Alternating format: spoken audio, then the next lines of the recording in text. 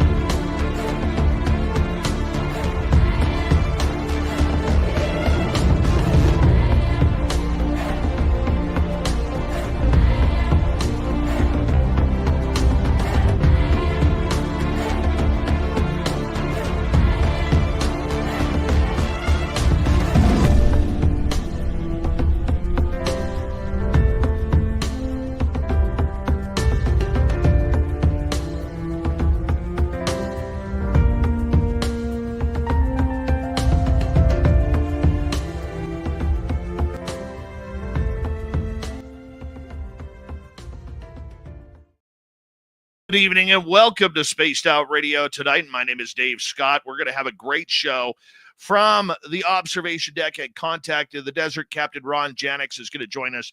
His hair is looking fantastic tonight, like a modern-day Ron Duguay breaking down the wing. That is for sure.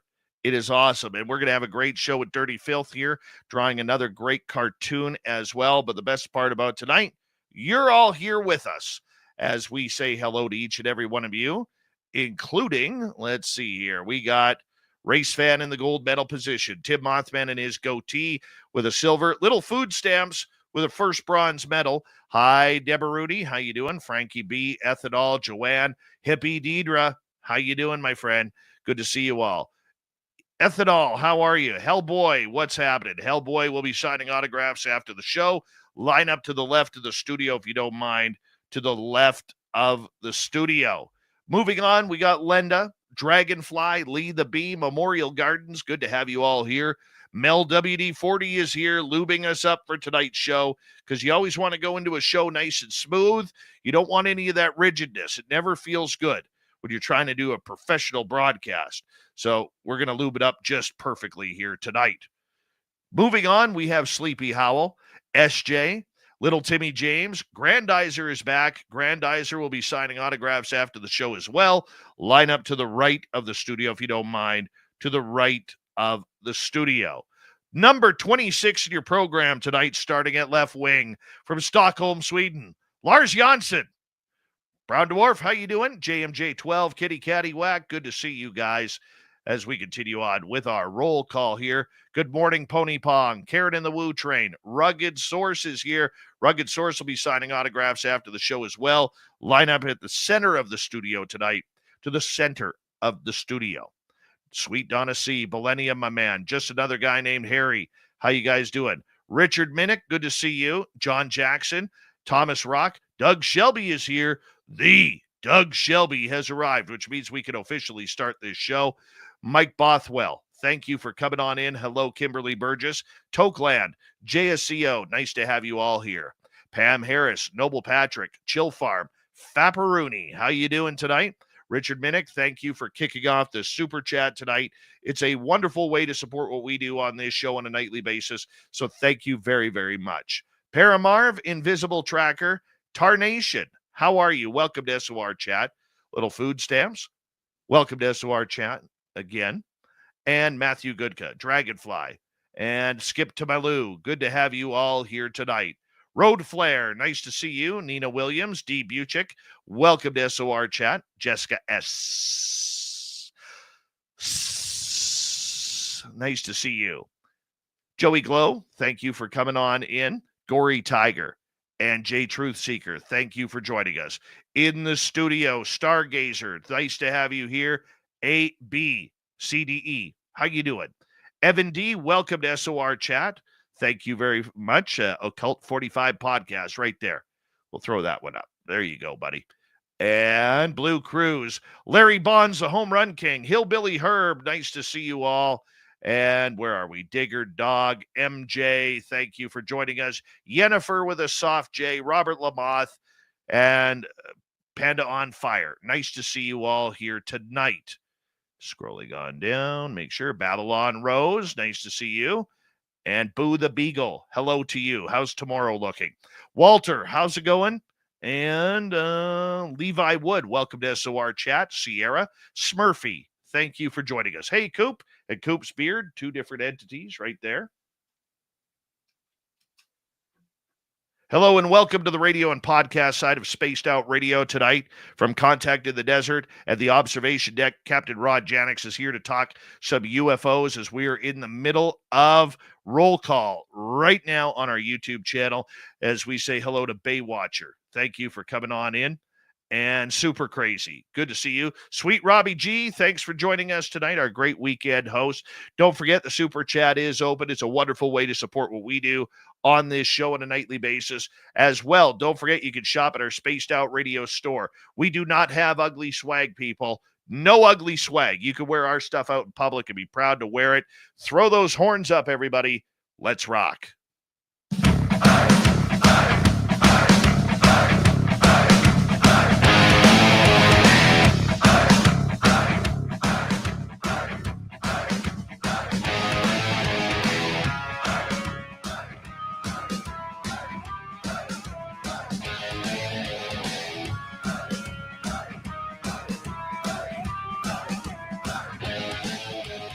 From the mountains of central British Columbia to you listening around the world, this, my friends, is Spaced Out Radio. I am your host, Dave Scott, sitting in the captain's chair of SOR headquarters. We welcome you to tonight's show on our terrestrial affiliates around North America, digitally on every major podcast network. Our website is spacedoutradio.com. We have a plethora of features for you. Read the news wire, check out our slang as well. You can follow us on X at Spaced Out Radio, Instagram at Spaced Out Radio Show, and on Patreon in the Space Travelers Club. Tonight's show is brought to you by Chive Charities. Help make the world 10% happier by visiting Chive Charities today. You can find them on our website.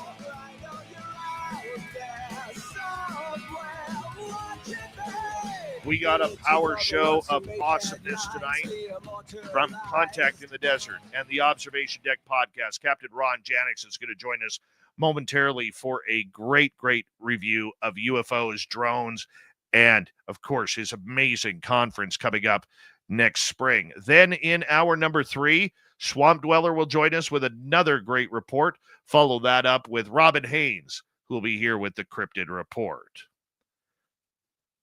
Ron Janix, known as Captain Ron, has been immersed in the UFO paranormal community for over a decade now. Through reading and listening to experts, working with conferences, and doing hundreds of interviews, he has built up an extensive knowledge of the subject. He began podcasting with the Elevate the Conversation show back in 2014, moved on to Truth Be Told, and then in April of 2021, he founded the Observation Deck, an online source of information on speakers and events in and around the UFO community. Now, he's mainly known for being the owner of Contact in the Desert, the world's biggest UFO party, literally a party, like 4,000 people attend this thing, man. And everybody is there for the same thing, to have some fun, talking some UFOs and aliens. Captain Ron, it's been a while since we had you on Spaced Out Radio, my friend, but it's so good to have you back. How you been? I've been great, brother. Good to see you, man. It's so We're really getting started now for the show already. We just launched on Thanksgiving Day. Very nice. Very nice. Dude, an event that size, it's got to be tough to put together. You got to have a good staff. You have to have good people around you to make it happen. You just nailed it, Dave. We do have a good staff. I'll tell you what, Bree Matz and Jamie Billings are the two rock stars of this. They're the ones that put this thing together. They coordinate everything, and it's a lot of work. It takes us a whole year to put it on for next year. We've been working on it for months already, and look how far away we are. It doesn't come up till the end of May. Man, how did you get involved with that? I got very lucky. I started helping out the old owner, Victoria.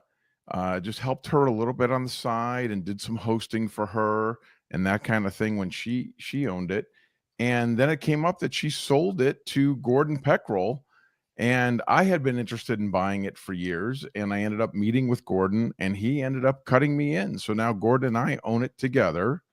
And then we put together this incredible staff led by Jamie and Bree, and the two of them and myself work on this all year round, and the rest of the people come on in January.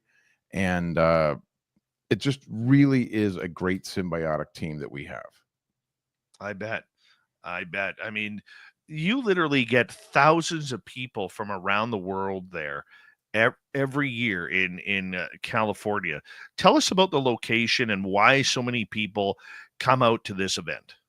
Well, the event's out in Indian Wells, California, which is basically by Palm Springs, and we're physically out in the desert. When we first started Contact in the Desert was 2013, and they did it physically in the desert. It was held at Joshua Tree National Park, and that was literally out in the desert. Like you would walk through sand to go between the different venues. And then they moved it to this location, which is a beautiful, beautiful high-end hotel. And it's been there since, I think, 2018. And so we've just kept it there, and it works really well. Everybody loves it. And it's fun because, Dave, we have the whole venue is us. You know, it's a 600 room hotel, and we have all the rooms. So everybody that's staying in the hotel is part of this event, and everybody that comes in from outside is part of this event. So it's not like there's other things going on or other people there. Everywhere you go on the property, whether you're at the pool, whether you're outside, we got 8 different stages going. You're always part of the event, which is really a unique experience.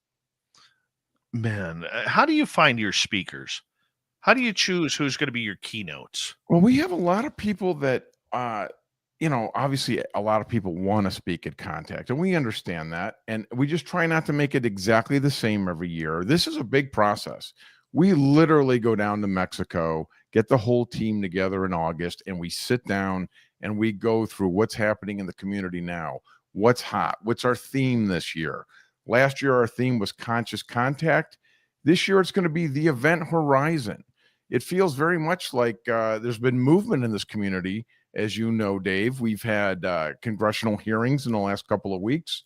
We seem to be getting more and more national mainstream exposure for this topic. So we kind of feel like we're on the horizon there. So that's kind of our theme. And then we went out and got a keynote speaker. This year we got Josh Gates from Expedition Unknown. And, you know, here's a guy who's in the mainstream world, and he's seeking the truth. He just seems to fit right with our brand. So we love that. So we brought him in. We're bringing back a lot of the classic people that come to Contact, and a lot of new faces, which is a big, important part of scheduling the event every year, to try to bring in people with new ideas, maybe from a little different sector. And then you get them all together, and it's a see what happens. Yeah, I think it's a great event. And you know what? When you're the biggest and baddest on the planet, I mean that in a positive way, bad, not a negative way. I mean, people flock to you. People want to go. People want to be a part of this amazing phenomena. So, I mean, just the way you do it, I think it's second to none. It really is. We are genuinely honored to be part of it. I mean, all of us genuinely have this love for the event. We all went to it. We all attended it. We all participated in before we became involved. And it's amazing. We are the definition of the whole is greater than the sum of its parts. It's remarkable, the synchronicities that happen among us, the things that fall into place for us. It's just, it almost feels preordained, Dave. It's almost Beautiful. it's almost that special, and we all really care about it, and that's the difference. I mean, we are genuinely in this for the right reasons. I mean, this is not anything but a mission-driven event, and I think that's the source of why it's so good. One thing I love about you, Ron, is you're a UFO guy. You're not a UAP guy. I am a UFO guy.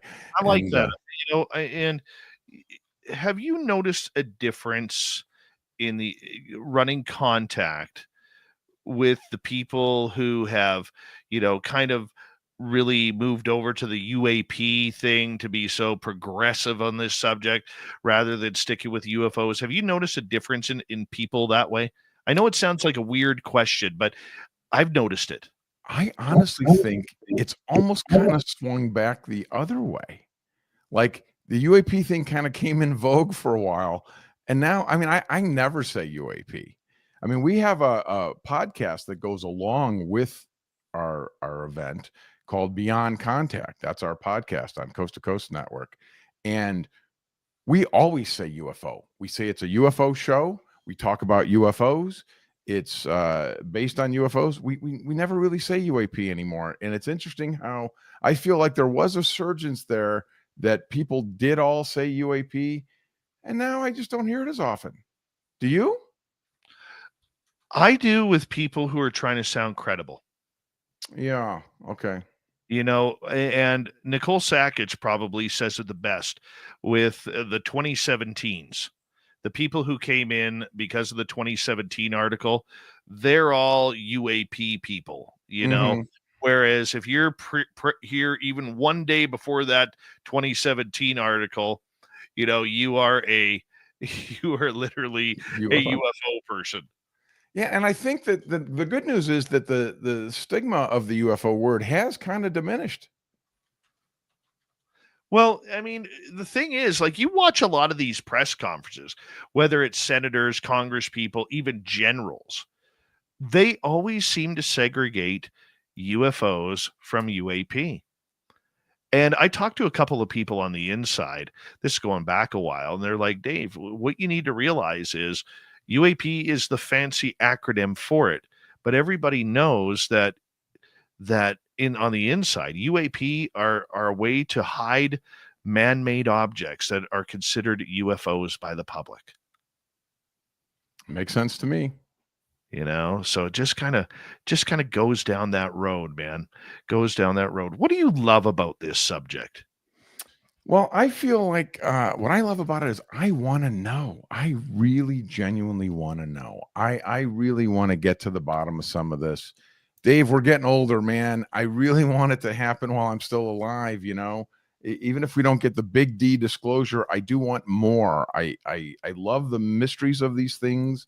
I love that we're getting closer. I love that more's coming out. And as you know, the more you know, the more there is to know in this community, right? Very much so. But I often fight with myself on this about whether or not I truly, truly want disclosure. Like, I have it for myself. I'm an experiencer.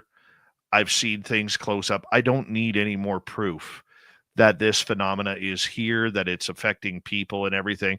But I understand the overall broader picture of disclosure, but I don't know if I want a lot of these mysteries solved. Why is it going to put you out of a job because this is what you do? No. I think when things become mainstream, they become organized chaos. Look what we're seeing in the UFO world now.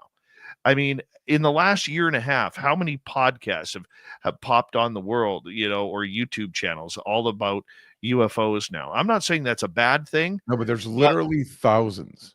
Yeah. And that's just in North America. Yeah. Never mind Mexico, never mind Brazil or Argentina or Europe or Asia. There is tens of thousands of these channels all reporting that they know they're the only ones who know what's going on. So what happens if they do disclosure? Do these thousands of things go away and just the 4 big shows make it? Or is it the opposite? Then there'll be 6,000 shows. I think we're then into more. Because once that happens, I think everybody's going to try and capitalize on it. And everything's going to be a question. And what about Roswell? And what about this one? And what about that one? And it's going to be it's going to be really messy. Yeah. Is there too much out there? Well, nowadays everything breaks so fast, and everybody jumps to their conclusion, and I can't stand that. It drives me crazy. It's like, everybody slow their roll a little bit and let's wait and see how this plays out, because more times than not, it's going to pan out that it wasn't really a UFO. It turned out to be this or whatever. I don't like that aspect of it. Um, I do like the fact that there's a lot of different voices being heard. That's one of the things that draws me to Contact in the Desert. The different speakers get to talk and they give their different viewpoints of what they think is happening. And then attendees as well participate in these conversations. They participate with the speakers, and then you end up at the bar and you get into this deep conversation about what's happening and that there's more to our world than we thought there was. And that's very exciting and that's very fun for me. I think there is a lot more brilliant people in this field than there has ever been. I mean, the citizen journalism that is going on, I think, is fantastic. I think we've seen a lot more people really jump on this, and they have good backgrounds of scientific backgrounds. The name that pops into my head when I'm talking right now is Dan Warren from the Fifth Pillar of Emphasis on TikTok, where he's got almost 1 million subscribers doing 1-2 minute news segments on the latest UFO news. And I think he's brilliant at that. Then you find out, he literally works for a defense contractor, and all of this. And I think that there's a lot of great people that we have added who have looked at this story from a nuts and bolts point of view, from a way different angle than we did. Because I mean, old ufology wasn't about the nuts and bolts, the technology behind it or anything. It was all about UFOs and aliens coming down and taking people. We were more interested in Roswell and Betty and Barney Hill than we were about propulsion systems and anti-gravity, Ron. Agreed. I also think that nowadays, you're right. There's more people that are doing the podcast thing or having shows that go in depth about this, which is wonderful. But what we're losing, Dave, is those researchers. I feel like a lot of these guys are dying off, and I don't see as many people coming into the ranks, to fill those shoes. What do you think about that? You know what? It's funny because we actually had that conversation on this show a couple months ago. Who's going to take over for the Richard Dolans, the Grant Exactly. Camerons of the world, the Melinda Leslies? And, the newer generation seems very much like A, they already have their mind made up, and B, they're very pro technological, what I call confirmation rather than disclosure. And I've often wondered that too. Like, when Stanton Friedman died, he donated all of his findings to the University of New Brunswick. What happens to Grant Cameron's stuff? What happens to Richard Dolan's stuff? All these guys, there's tons of those guys. Rice University has a bunch of them too.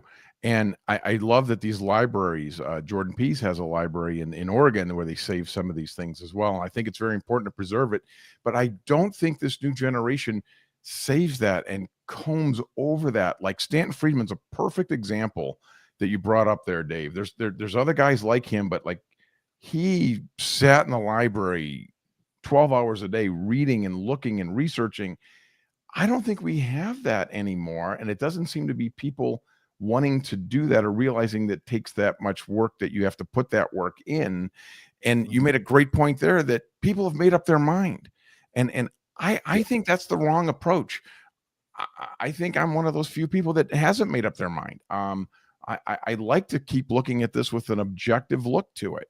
And I think this subject warrants more scientific investigation more than any other. And I really want to push for that. And I don't like how, just like politically in this country, people have made up their mind and they don't care what the person does or doesn't do. They've made up their mind. Same thing here for the UFO topic. And I don't know how you can be so dismissive. You have a guy like John Mack, and this guy rose to the very top. He's the head of psychiatry at Harvard. We all respect him. We all think, oh my God, what an amazing guy. What a mind. And then he looks at this topic and he finds that, well, there must be something to it because I find them very credible. And I don't think these people are delusional.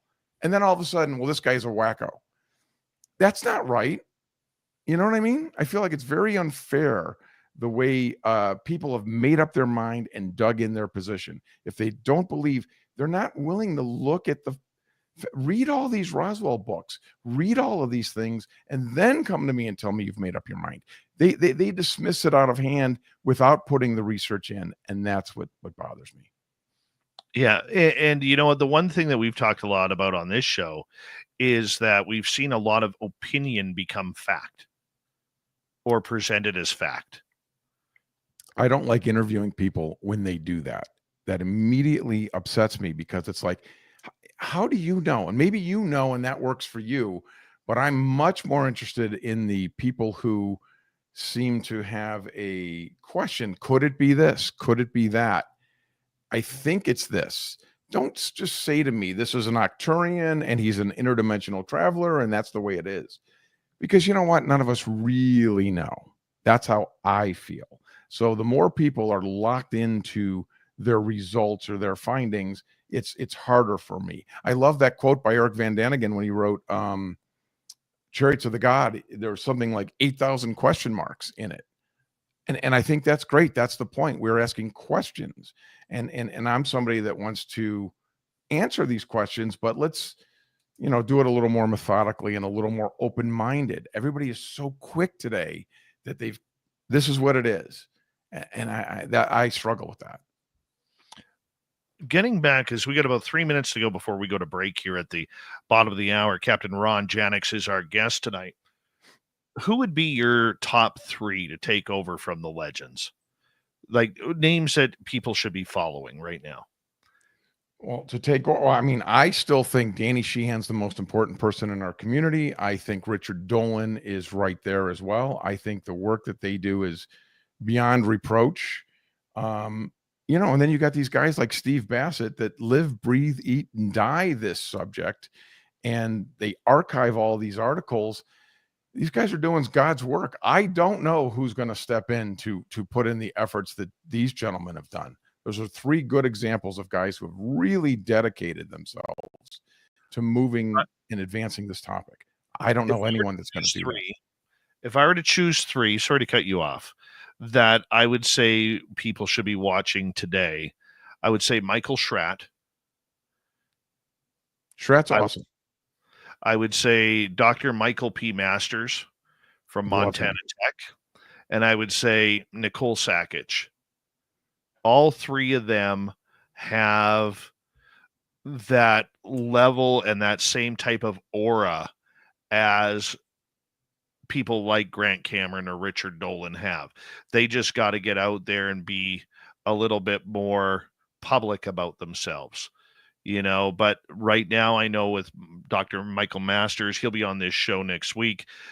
He is so busy with school and teaching and everything that, and working on the scientific side of everything, he doesn't have time to be the next Stanton Friedman. I think he could be. I totally think he could be. Same as Michael Schratt, where unfortunately most of us have daytime jobs and we're not retired like these other guys who could spend a decade to 20 years, making this a number 1 priority, and Nicole is very much the same way where, she is, every time I talk to her, and her and I talk almost daily. And yes, I may be a little biased on this one, but the names that she drops in our private conversations on whom she is talking to about this subject, everybody from researchers right down to people who you'll never hear their names in the public aspect of this. She is so connected that it just blows my mind somehow. So those would be my top 3. That's awesome. Well, I'm glad that she's out there doing it. I know Nicole a little bit, and I'm glad she's getting that involved. That's awesome. We need more people that care about this topic. We really do. On that note, I'm going to get you to hold on right there, Ron, because when we come back from the break, I know you're going to have a say on all of these drones that are being seen.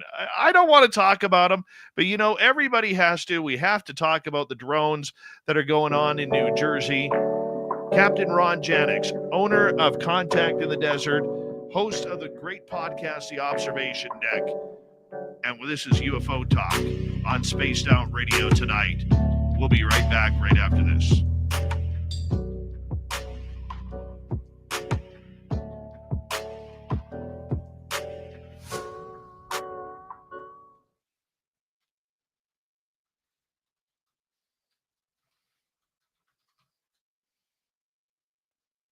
The observation deck, right? Yeah. Yeah, it's now Beyond Contact is the new show. Beyond Contact? Yes, All sir. right, I'll write it down.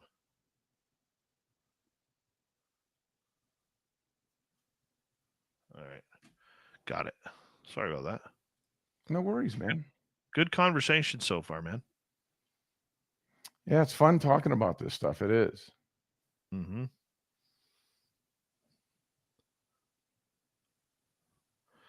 Oh, man. How you doing down there, Dirty Filth? Give us a thumbs up. Dirty Filth. That's so great. He is Sorry, cats are out of control, Dave. oh yeah, we know. Dirty Filth is a favorite of Brandon Fugel's. Oh, is that right? Yeah. That's great, man. How many pieces of art does Brandon Fugel have of yours? Probably like 20. Did he pay handsomely for those, I hope? He sent me a lot of checks for pizza. Okay. Actually, he sent me a Skinwalker T-shirt and some other stuff and a nice cool. Christmas card. It was really neat. Yeah, So, it's very neat. Yeah.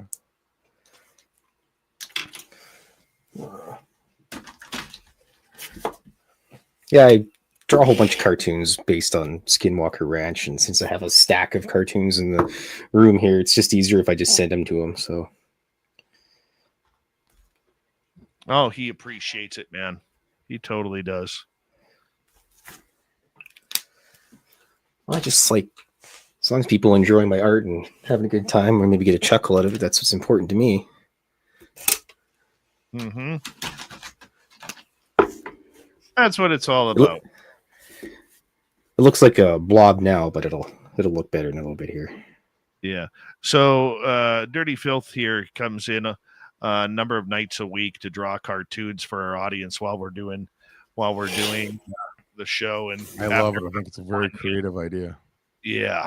It's just something a little different, you know? Yeah. You know, And it's like you could just do one every day. Every time you do a show, he could do that. I think it gives you a visual. I think it's great. Who wants to look at us, Dave? Come on. oh, exactly. A face for radio, my friend. Right Right. here. Face for radio.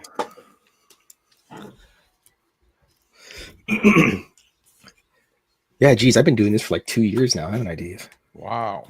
You've been doing it longer than think- that, bro. Like, I think we're going Well- on like 5 now, aren't we? Yeah, but drawing live on the show. That was actually Sakich's idea. Yeah. No, Isn't you've been she doing it long Canadian? years. Sorry? Is Nicole Canadian? No, she's out of Illinois. Oh, is that right? She's Okay. an honorary Canadian card. Yeah, we've just adopted her.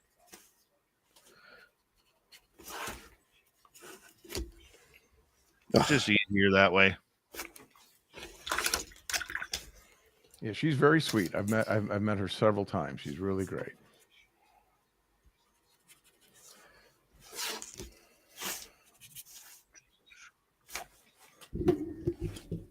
Bloody hell. Oh, JMJ12, still bringing up the Revolution Radio when I was on there years ago. That was one of the best moves I ever did, was telling them to hit the road. MJ12. What? That was the group? No, I used to broadcast on this channel called Revolution Radio. I feel like I know that name. That was one of these outlets. Yeah, they went really highly conspiratorial, like you know, like I'm a conspiracy theorist just like you are, but there's a limit to it, and there was Sure, just absolutely. Not there was- everything's a conspiracy. Please settle down. yeah, you know, so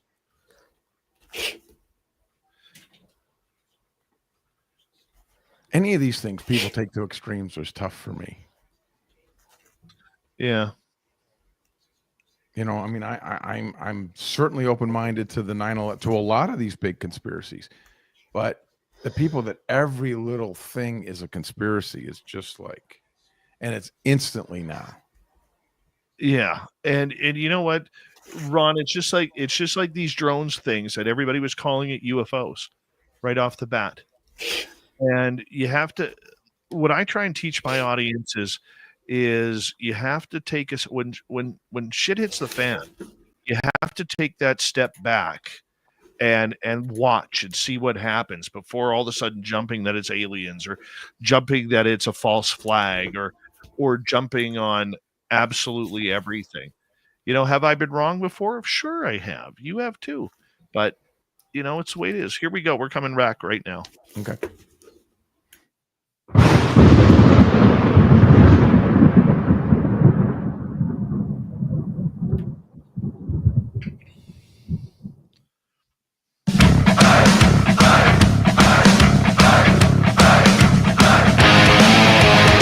Here comes the second half hour of Spaced Out Radio tonight. Good to have you with us. My name is Dave Scott. We always appreciate you tuning us on in wherever you are on this beautiful planet we call Earth. Hello to everyone tuning us in, reminding you that you can check out these shows and others on our podcast networks all around the world and on our YouTube channel, Spaced Out Radio. Our website, spacedoutradio.com. We have a plethora of features for you. Rock out to Bumblefoot, read the news wire, check out our swag as well. Follow us on X at Spaced Out Radio, Instagram at Spaced Out Radio Show, and on Patreon in the Space Travelers Club. From Contact in the Desert and Beyond Contact podcast, we have Captain Ron Janix here. And of course, the big story going on the last couple of weeks, Ron, has been all of these drones seen over New Jersey. Now, if you're in the UFO world, you're not going to be able to dodge this topic as much as people like you and me are tired of talking about it, but this is what is on the minds of everybody. At any point in time, did you think this was aliens coming down? No, I don't. And I didn't. And I often don't. I still stick to 99% of everything that people think are UFOs are not UFOs. But I am open to the possibility that the 1% of them are. I think it's an extremely rare event. I don't think it's nearly as common. We often see these videos get explained eventually. We often find out that it was something else or a misidentification. And I really just think it hurts our community a little bit the way we jump so quickly to assume that this must be an alien craft, a UFO. And well, let's wait and see. Let's start with everything else that it might be first that's terrestrial. And then if we can't explain it, well, then guess what, guys? We've got a UFO on our hands. And I think that's a better approach than starting with UFO. That's my opinion. Well, one of the things that I've noticed is, it's been widely reported where these have come into play. And we've heard that there's been these multiple drones sighted over Donald Trump's golf course. They've been sighted over military bases, parliament buildings. They have been, I don't know what you call it down there. Do you call it parliament buildings? Or government the Capitol, we typically, the Capitol or government. I never say that. That's a Canadian thing. So my Canadiana coming out there for a second. I apologize about that. But they've been seen over military installations, sensitive areas. All their lights are on because we know the enemy, Ron, like Russia, China, North Korea, Iran, or whoever is going to light up their drones to make sure that when it flies into unsafe airspace that that they're going to be seen. Like, can we get more ridiculous than this? Yeah, that too, right? Wouldn't that want to be a little more clandestine than that? Of course they would. So, I immediately I would think this is some military thing or some developmental thing. That's what I would think instinctively. But we should be concerned that maybe it is a foreign adversary. Obviously, it seems ridiculous that they would be all lit up like that. But, these are more likely explanations than UFO. And look at the locations, all the more reason it would probably be a military thing or a foreign adversary than a UFO. Why would they be over these areas? Well, because that's what it probably is a drone. Do you think that this is some sort of nefarious technology brought on by another country or an adversary? Or do you think that this is more likely to be some sort of testing of drones over military installations to see how the radar reacts and how the securities teams react who are protecting these bases? Well, just like you said, Dave, I would say the latter because they're all lit up. I would think that a foreign adversary would purposely be clandestine in their operation. I would think they'd be a little further away, they'd be not lit up. So I do think it's probably much more likely that it is being tested.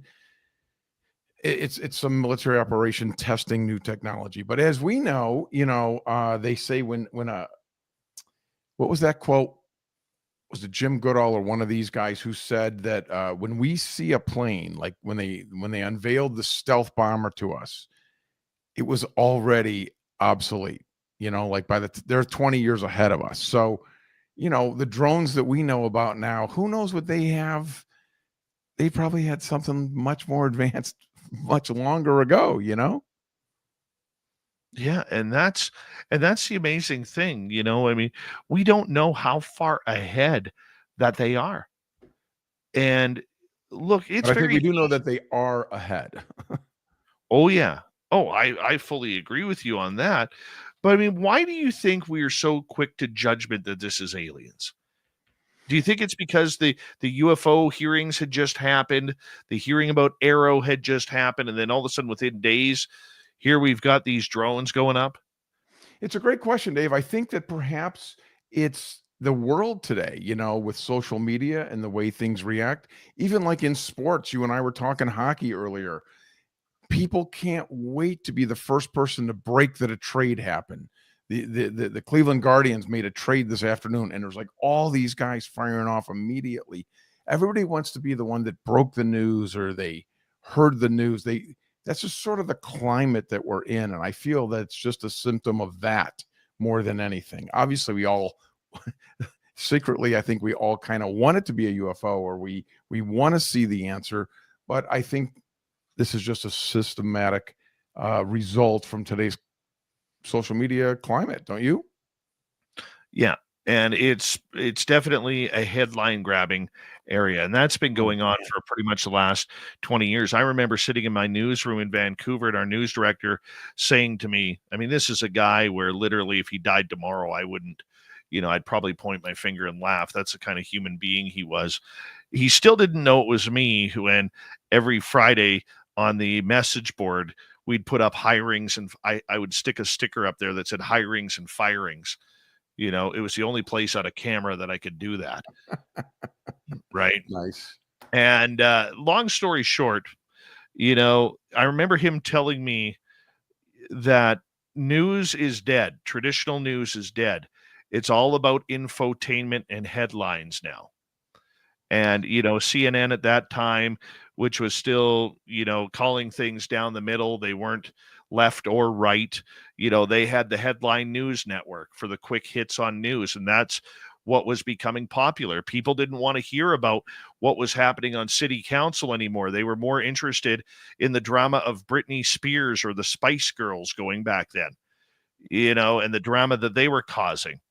And so, I mean, today you would fast forward that to the Kardashians or something along those lines. Taylor Swift, that's another one, right? And so when you look at the headlines, people are used to headlines. They're not used to diving into the stories. I mean, how many times do you see on X when it comes to these topics, Ron, where you have people who are, Richard Dolan will put out a 2-hour show and they're focused on one sentence. Right. Not the paragraph. Exactly. I talked to Bree and Jamie, who are young, all the time about this. It's like, if it's 141 characters, it's too long for them to read it. 140 is like the max that their brain of kids today handle. And it's an interesting phenomenon because you and I grew up when you actually read the whole story. You actually delve into these things. And I was telling them how, even these TikTok videos and these YouTube shorts, they're like 60 seconds or whatever. And I was talking to the girls about that. And I was thinking, my God, in 60, that's so quick. And they're like, oh, I never watched the whole thing. 4 seconds in and they click to the next one. Like they can't even 30 seconds is a long time, so their whole perception of these things is different. Yeah, but when you have people online, whether it's TikTok, YouTube, X, literally posting videos of helicopters, and they're like, can you believe, look at this UFO. I've never seen anything like this. Well, let's see. You have the white strobe, you have the red and blue lights, or the red and green lights. All right. You have the searchlights going on. The helicopters are pretty lit up at night. But I mean, we've gone from trying to get factual information, which is what you're searching for, what I'm searching for on more of a journalistic level. And it's all about clickbait. How many people will view my video? A clickbait headline. Can you believe I filmed this? All sorts of stuff. Let's get it out there as quickly as possible. To hell with the truth. The dialogue on all those videos is that, oh my God, I'm capturing a UFO. You see it on these shows on TV. They all say that. They immediately want that. And like you said, it's clickbait. And unfortunately, Dave, I think the genie's out of the bottle, as they say, and this is off and running, and this is not going to get better. I do not see this improving or swinging back anytime soon. I think it's only going to get worse. As AI develops and things get even more and more tailored to you, and you get the feeds that are right what you want to hear and see, I think this is going to just get worse and worse and worse, and people are not going to objectively look deeper into these things. That is a very good point, Ron, because I just heard a stat the other day that probably within the next 18 months, the speed at which AI technology is moving at right now, in 18 months, we could be at a level of where we can't even tell the difference between what is real and what is AI anymore. The Turing test, the very famous Turing test, which, believe it or not, that guy invented that in, I think Alan Turing was at the end of the 50s, right, Dave? I mean, this is when the dawn of computers came out. He was saying that someday you wouldn't be able to tell the difference. And we're almost there now. Have you ever made one of these calls to AT&T or one of these kind of things? And it's a computer for a while. And then like a real person will get on sometimes. So I feel like we're really close now. So imagine a year and a half from now when we cannot tell the difference. Now, what do you do? Well, we had this conversation last night on the show as well. And I think, and I'll bring this up with Dr. Bob McGuire, Science Bob, tomorrow night on the show. But I think the only true evidence we're going to get back to is going to be old school evidence of anecdotal evidence. And that the research is going to have to go back to the way it was prior to the internet. Where and who's going to do that, Dave? Because these guys don't want to. 140 characters is too much. They're not going to Stanton Friedman sit in the library all day, and that's a problem. Dave, here's an interesting thought for you. The AI thing is expanding like this. Can you imagine? I think that if you think about it, in reality, it's more likely than not that another civilization, let's say another civilization's out there in the universe, they are more likely than not going to send an artificially intelligently controlled probe out, much more likely than sending a biological being, for all the obvious reasons. That's what we're going to start doing. We're going to send AI out into space to explore, because it doesn't eat, it doesn't sleep, it doesn't get sick. It goes 24/7, on and on and on. So it's actually much more likely that our first official encounter, I know we all think people have already had experiences and things, but I'm saying, I think that the first big official contact, if you will most likely be our AI system talking to an alien AI system. So, and then how do you even know if that's, you can't distinguish between talking to a human. How in the hell are you going to tell between talking to an alien AI or truly an alien? It's an interesting way to think about it. I don't even have an answer for that. I mean, to be honest with you, I've never thought about it that way. Never thought about it. It makes sense logically, though, doesn't it? It totally does. I mean, how many signals are we getting that we can't communicate with or can't figure out how to translate? We just don't recognize it as, in fact, a signal. We may not even know because our algorithms or our math or whatever isn't advanced enough or compatible. I talked about this a few months ago. I did a show where I just talked about these different ideas. And it's like, if you, we sent that gold record up. Remember, we sent the gold record up on the Voyager that had all the sounds of Earth on it. They need a record player on the other end to play that thing. And then not only do they need a record player, they need to know the exact speed to play it. So we could be that close and just, off by a quarter inch is off by a million miles, if you know what I'm saying. What do you think of these government officials like New Jersey Governor Phil Murphy saying we don't know what these drones are? We don't know where they're coming from. We don't know anything about this. What's your thoughts on that? Well, it is interesting that an official would say that. And then the FBI came out and they said something today too. Weren't they saying it wasn't them or something? I saw something with the FBI saying that. Yeah, I don't know. You think that they would just dismiss this out of hand like they do everything? I don't know. Why wouldn't they just say it's us testing something and that just puts an end to it, right? Then nobody else questions it or causes problems. Him saying we don't know what it is just stirs the pot that maybe it is something nefarious. Right? Yeah, I don't get that. I mean, it's so obvious that if you actually take some time to think logically about this, and trust me, I'm a woo guy, man. Okay. I want the woo more than anything out there. But I just had to just hit the brakes on this one and say, if I can figure this out as a guy with a journalism degree who worked in sports radio, you should already have the answers. I mean, look how quickly they allegedly caught that alleged murderer of the healthcare company. They literally caught him because of eyebrows. And you're telling me you can't figure out what a drone is or where they're landing, where they're coming from? I agree with you, man. It's incredible. And it's so hard because, we don't know or what people are allowed to say or whatever. And that just frustrates the heck out of me because we don't know. So of course we're all asking these questions, and of course we're all pushing for disclosure, and of course we're all pushing for more information and Freedom of Information Act documents and everything, because they don't tell us anything, and it doesn't make sense when they say something as crazy as that. No, we don't know what this is. If you don't know, well, who does? In Ron Janix's world, what does Captain Ron have to say in his explanation for this all? Of the drone situation? Yeah.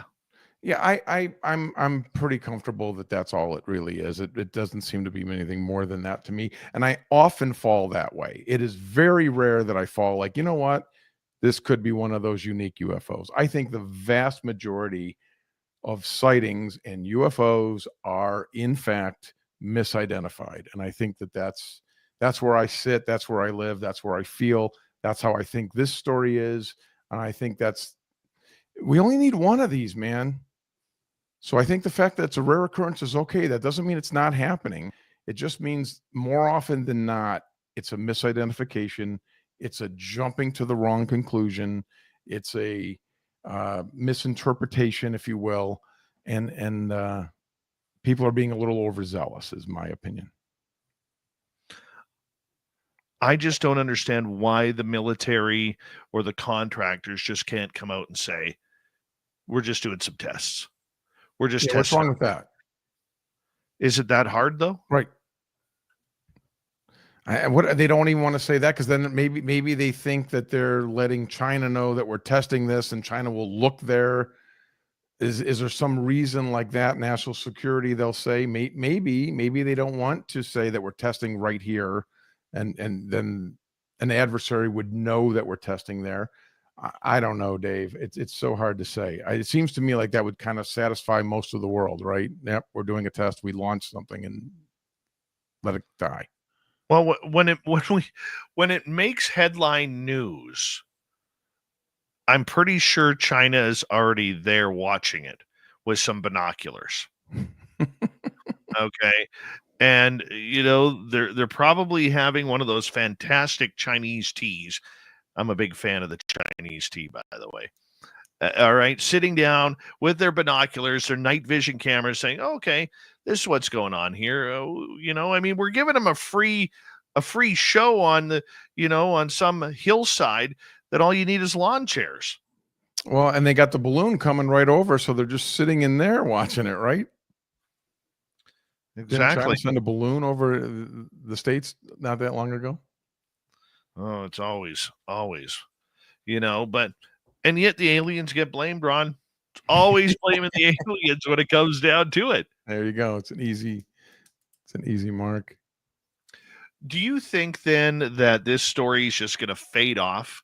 Like if we just don't address it, the government will just have it fade off.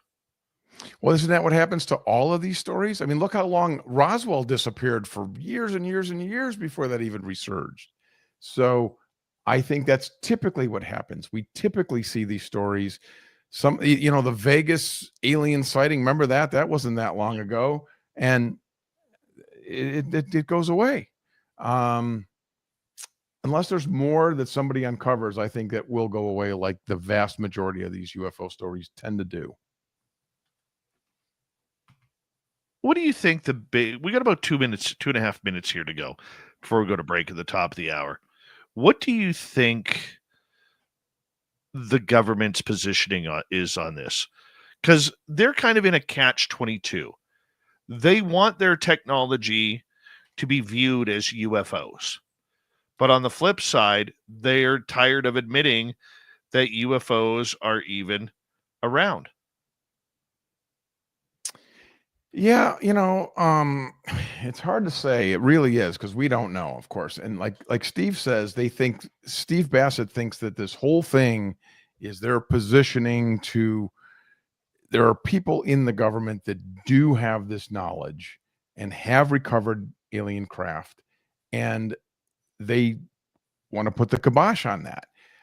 I feel like even if these things go through, that Danny and others are trying to pass in Congress to mandate the release of this information and transparency and whatever, I think that information is just going to get moved over to some other file somewhere.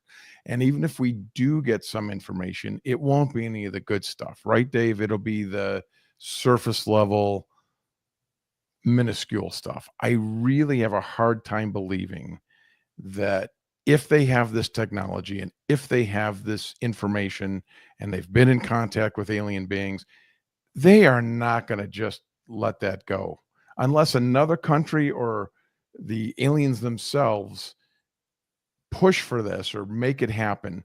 There's no upside for them. There's no reason to do it. So therefore, I think it'll just get moved to another black budget thing somewhere and remain hidden. And we'll continue to struggle to try to get to the truth. Is it about dollars and technology, in your opinion? Well, isn't that always the case? I mean, this story's so big, though, it may be bigger than that. I mean, of course, it could be dollars and free energy and the different things that people think could be behind this. But if we really are engaged with another civilization, it might be so much bigger than we can even imagine or come up with here in a half an hour. You know what I mean? It might be something that we can't even understand. And maybe it is in our best interest not to know, if you know what I'm saying. It's just so hard to say. It's so speculative. We can all say we should have disclosure, but we don't even really know what they're hiding. You know what I mean? Well, and that's the big one. What is the big secret? And I think for most people, we can't even comprehend what they are hiding, because I believe it ties not only the phenomena, it probably ties to mainstream religion, maybe even God himself or any other deity that's out there. And I think that when when those answers come out, the fear is not giving the public the answers. The fear is how will the public react? Because this isn't just going to affect America, it's going to affect the entire planet. Captain Ron is here on Spaced Out Radio. We have him for another hour of UFO talk. We'll take audience questions in hour 2 as well. This is Spaced Out Radio. This is Spaced Out Radio with host Dave Scott.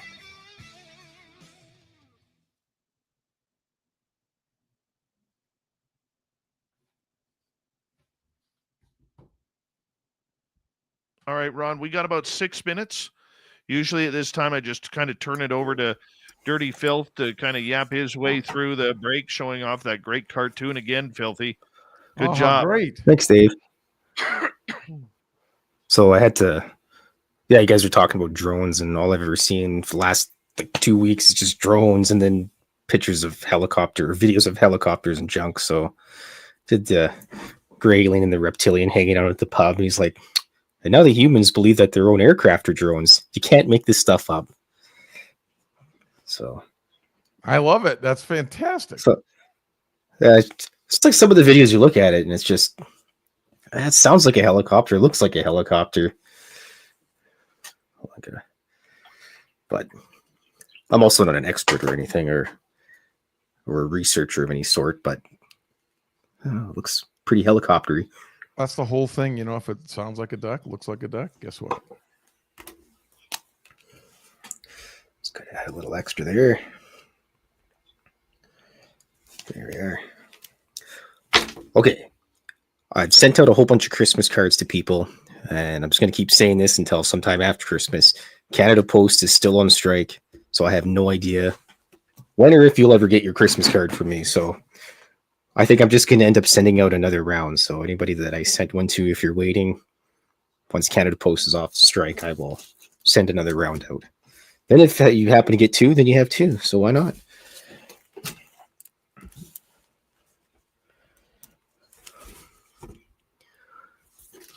Yeah, the Spiders bar.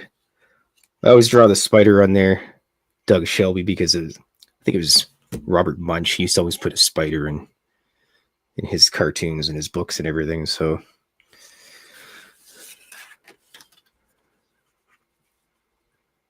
I don't think I can sell or send seeds or organic material, because otherwise I'd send plants to people. I got a lot of plants downstairs, and my main floor is basically a jungle.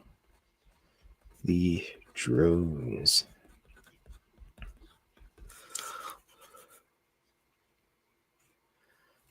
Yeah, Amy, I usually always try to put a spider in there somewhere. Plus, I like spiders. Keep all the other creepy crawlies out of the house, but I got the 4 cats, so there's not really much out there. My coworker's deathly afraid of spiders. He would probably nuke his own house if there was a large enough spider. Hello, Bob. Oh, it's a little crooked there. A guffaw. Oh, yeah, Joanne, you don't hear that very often.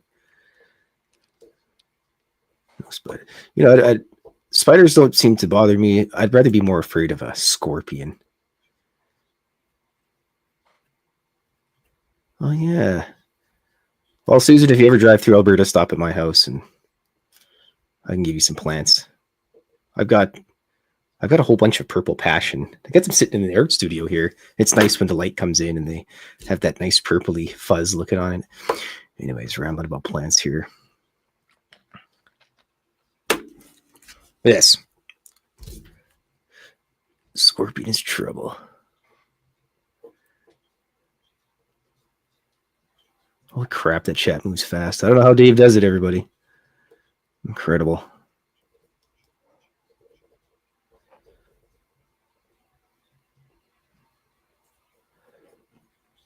Scorpions. Oh yeah, brown recluse, pretty terrifying. We get those in where I live. There's also, oh, ooh, then I can stop, get some sausage. That's Mundair sausage, if anybody's wondering. That's some of the best sausage you can get in Alberta. Ross moments. Yeah, happy little plants. Bomber. I do, though. I got 1 million of them. Well, maybe not 1 million, but quite a bit. Spider plants and vines and the purple passion in the art studio.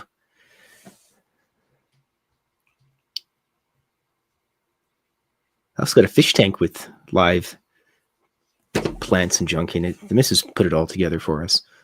It's actually really nice. Well, it's just about time to go give all the cats snacks. Thanks for paying attention to my cartoons and sticking around, everybody. That's why we love you, Dirty Filth. Have a good night, Dave. Have a good night, Captain Ron. My friend. Thanks, Enjoy. brother. Nicely done. Thank you. Yeah, man. You'd be a good guest for you, Ron. But yeah. I need something for people to look at during my show, because who wants to look at me, right? Big thank you tonight to Richard, Cat Chaser, and Deborah Rooney for the super chats. If you have questions for Ron, make sure you put them in capital letters. We will get them to him here in hour 2. Hi there, Kevin Kennedy. How you doing? And Bombshell Bomber, Carol Burke. Nice to see you. Hi, Vanessa. Who else has jumped in here? Jeff Steve Garvey. He'll hit a home run for you. And who else has jumped in? Let's take a look here. I think we're good. We're all Gong Show. How you doing, man? We got about 10 seconds here, and then we're going to get going. So make sure you put your questions in capital letters. Here we go.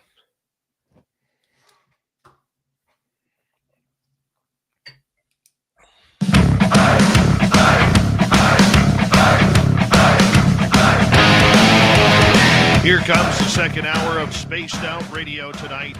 Good to have you with us. My name is Dave Scott. We're very glad to have you tuning us in wherever you are on this beautiful planet we call Earth. Hello to everyone listening in on our terrestrial affiliates around North America, digitally on every major podcast network. Our website, spacedoutradio.com, we have a plethora of features for you. Rock out to Bumblefoot, read the news wire, check out our swag as well. Follow us on X at Spaced Out Radio, Instagram at Spaced Out Radio Show, and on Patreon in the Space Travelers Club. The Desert Clam has set the password for tonight in the SOR Space Travelers Club. Xenagog. Xenagog is your password. Use it wisely, Space Travelers, as the Clam sets the password each and every night right here on Spaced Out Radio. From the podcast Beyond Contact, the man who owns Contact in the Desert, the biggest and the world's best UFO conference, Captain Ron Janix, is here tonight on Spaced Out Radio. And let's get right to it, Ron. You know, I mean, these UFOs keep popping up. The government is all over them. You're all over them. Everybody in their dog is all over them now, seeing UFOs in the sky. How do we tell what's real and what's not anymore, my man? Yeah, that's a great question, Dave. And again, that's just 18 months away from getting worse and worse and worse. You've seen these AI generated, what do you call them? The AI pictures now, AI art, I mean, is the word I'm looking for. This AI art looks amazing.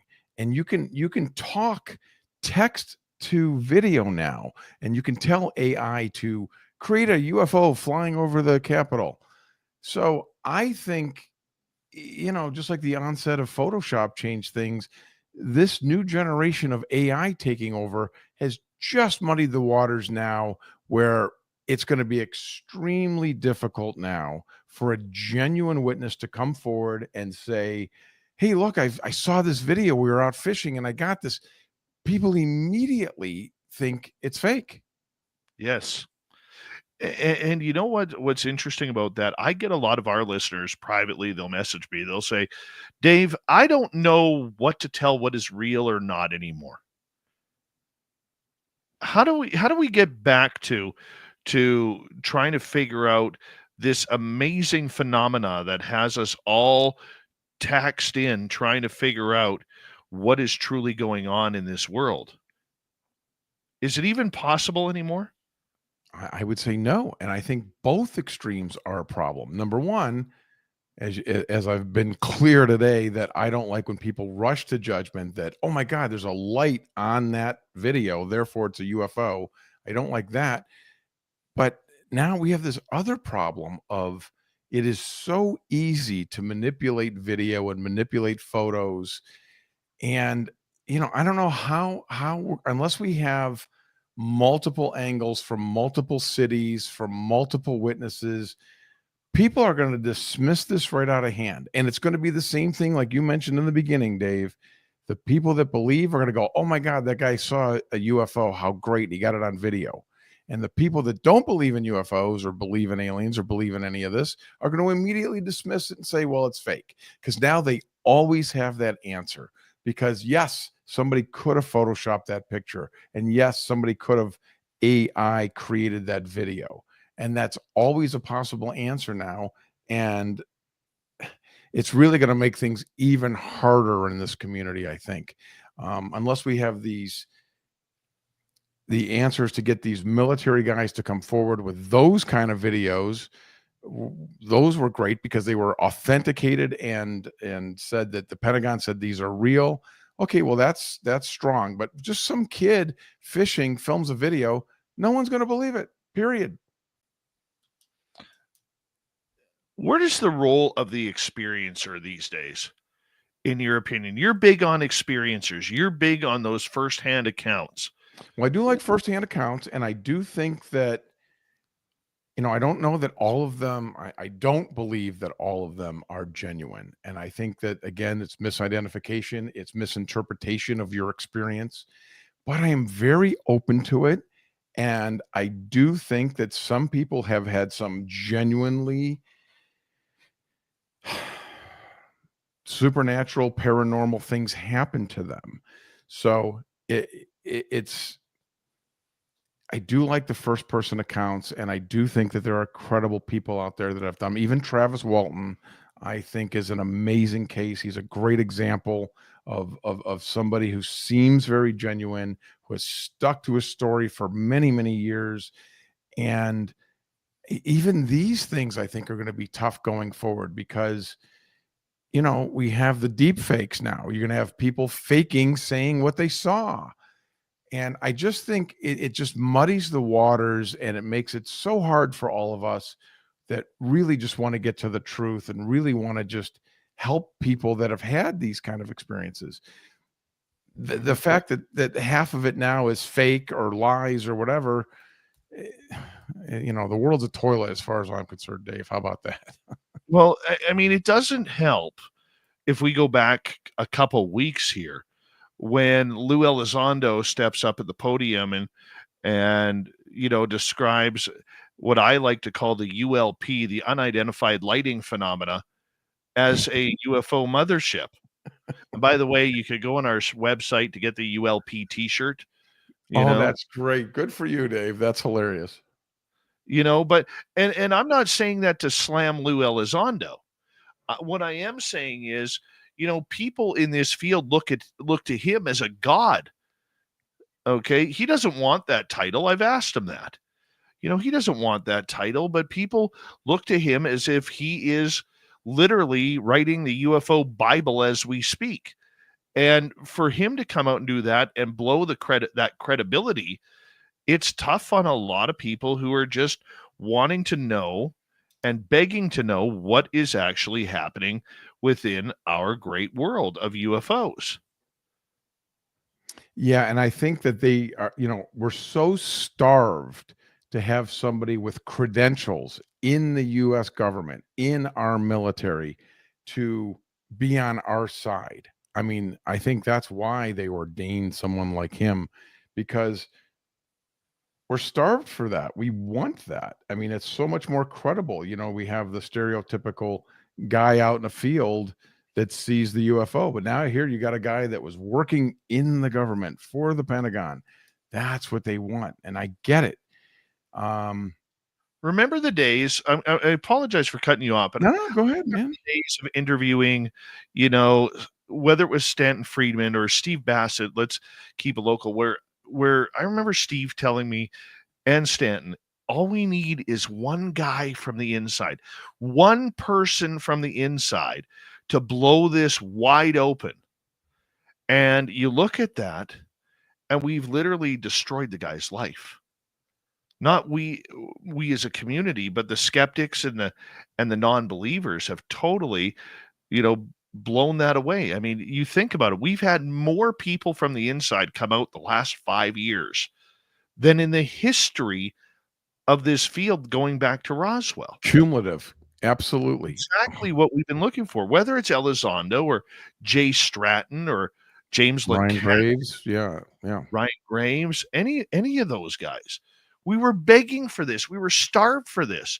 And then we stab ourselves in the back by taking that and just, using it, saying, oh, these guys are all full of it. It's all about disclosure for dollars. And trust me, I do believe there's a lot of disclosure for dollars going on. Don't get me wrong. But at some point, you do have to say, this is what we asked for. You can imagine being in these guys' shoes. I almost feel empathetic to them because, we want him to tell us information. So then the guy will write a book and then he puts it out and then they criticize him because, well, you're making money because you sold a book. Well, yeah, but you know what I mean? It's like, that's what we want them to do. And yes, we've had more of these guys come out, and it's the same thing you said in the beginning, man. People that us in the community that believe in these things gravitate to these guys, and they think that they're helping our cause because they're credible witnesses. And other people that don't believe in this dismiss it out of hand. And I think that's ridiculous. You got a guy like David Fravor, who I think this is my position in this whole community, Dave, is like, we talked about John Mack earlier. David Fravor, this guy rises to his position, and his reputation is beyond reproach. But then when he makes these claims about this thing he saw that they have on video that we've all seen, the people that dismiss a guy like him, it drives me crazy. It's like, well, what's the point of having these credentials or credibility anyway if they don't say what you like, you dismiss them? There has to be some standards here, right? So Mhm. I get frustrated by that continuously, and I don't know what it's going to take, man. I really don't, and it's just going to get messier and muddier with the new AI stuff. I agree with you a lot on Fravor. Okay. I wish he would be a little bit more public rather than hiding behind that certain group that just brought him out. Well, he doesn't want this mess either. Look what you just said, how we destroyed Lou's life. I can imagine he doesn't want to ruin his life over this. I think that's a valid argument. I mean, I'm not going to sit there and say that, but I mean, for people out there to criticize, look, everybody, the minute you go public, is open to critique. You get critiqued. I get critiqued. Everybody who's public about this gets critiqued over this. And I get that. I understand that. It's part of the game. You don't have to like it, but that's just, unfortunately, the way it is. And I guess the way I look at it with him, though, when you look at the resume, he intercepted these Tic Tacs. This guy is taught at Top Gun. He is a graduate of Top Gun. He's been an instructor at Top Gun. This guy was the best of the best. Right, flying a Super Hornet, right? Yep.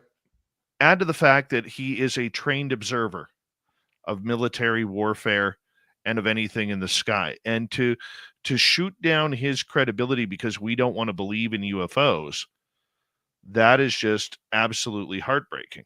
Yeah, these are the things that drive me crazy. It's like I'm with skeptics that a lot of this isn't probably UFOs, and a lot of this is jumping the gun. I'm with you guys. But then on the other hand, we got to give it to people like Fravor and John Mack and these guys with,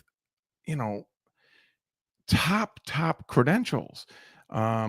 Avi Loeb, look what all the stuff that he's saying and coming out with. This guy rose to the top of his field as well. Why do we not give these people their due? I don't get it. I think that's not being fair either. I really try to be fair and balanced in this. I really do try to ride that rail.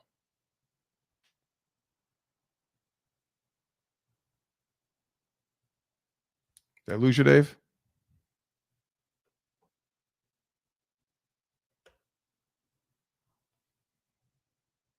I can't hear you, Dave.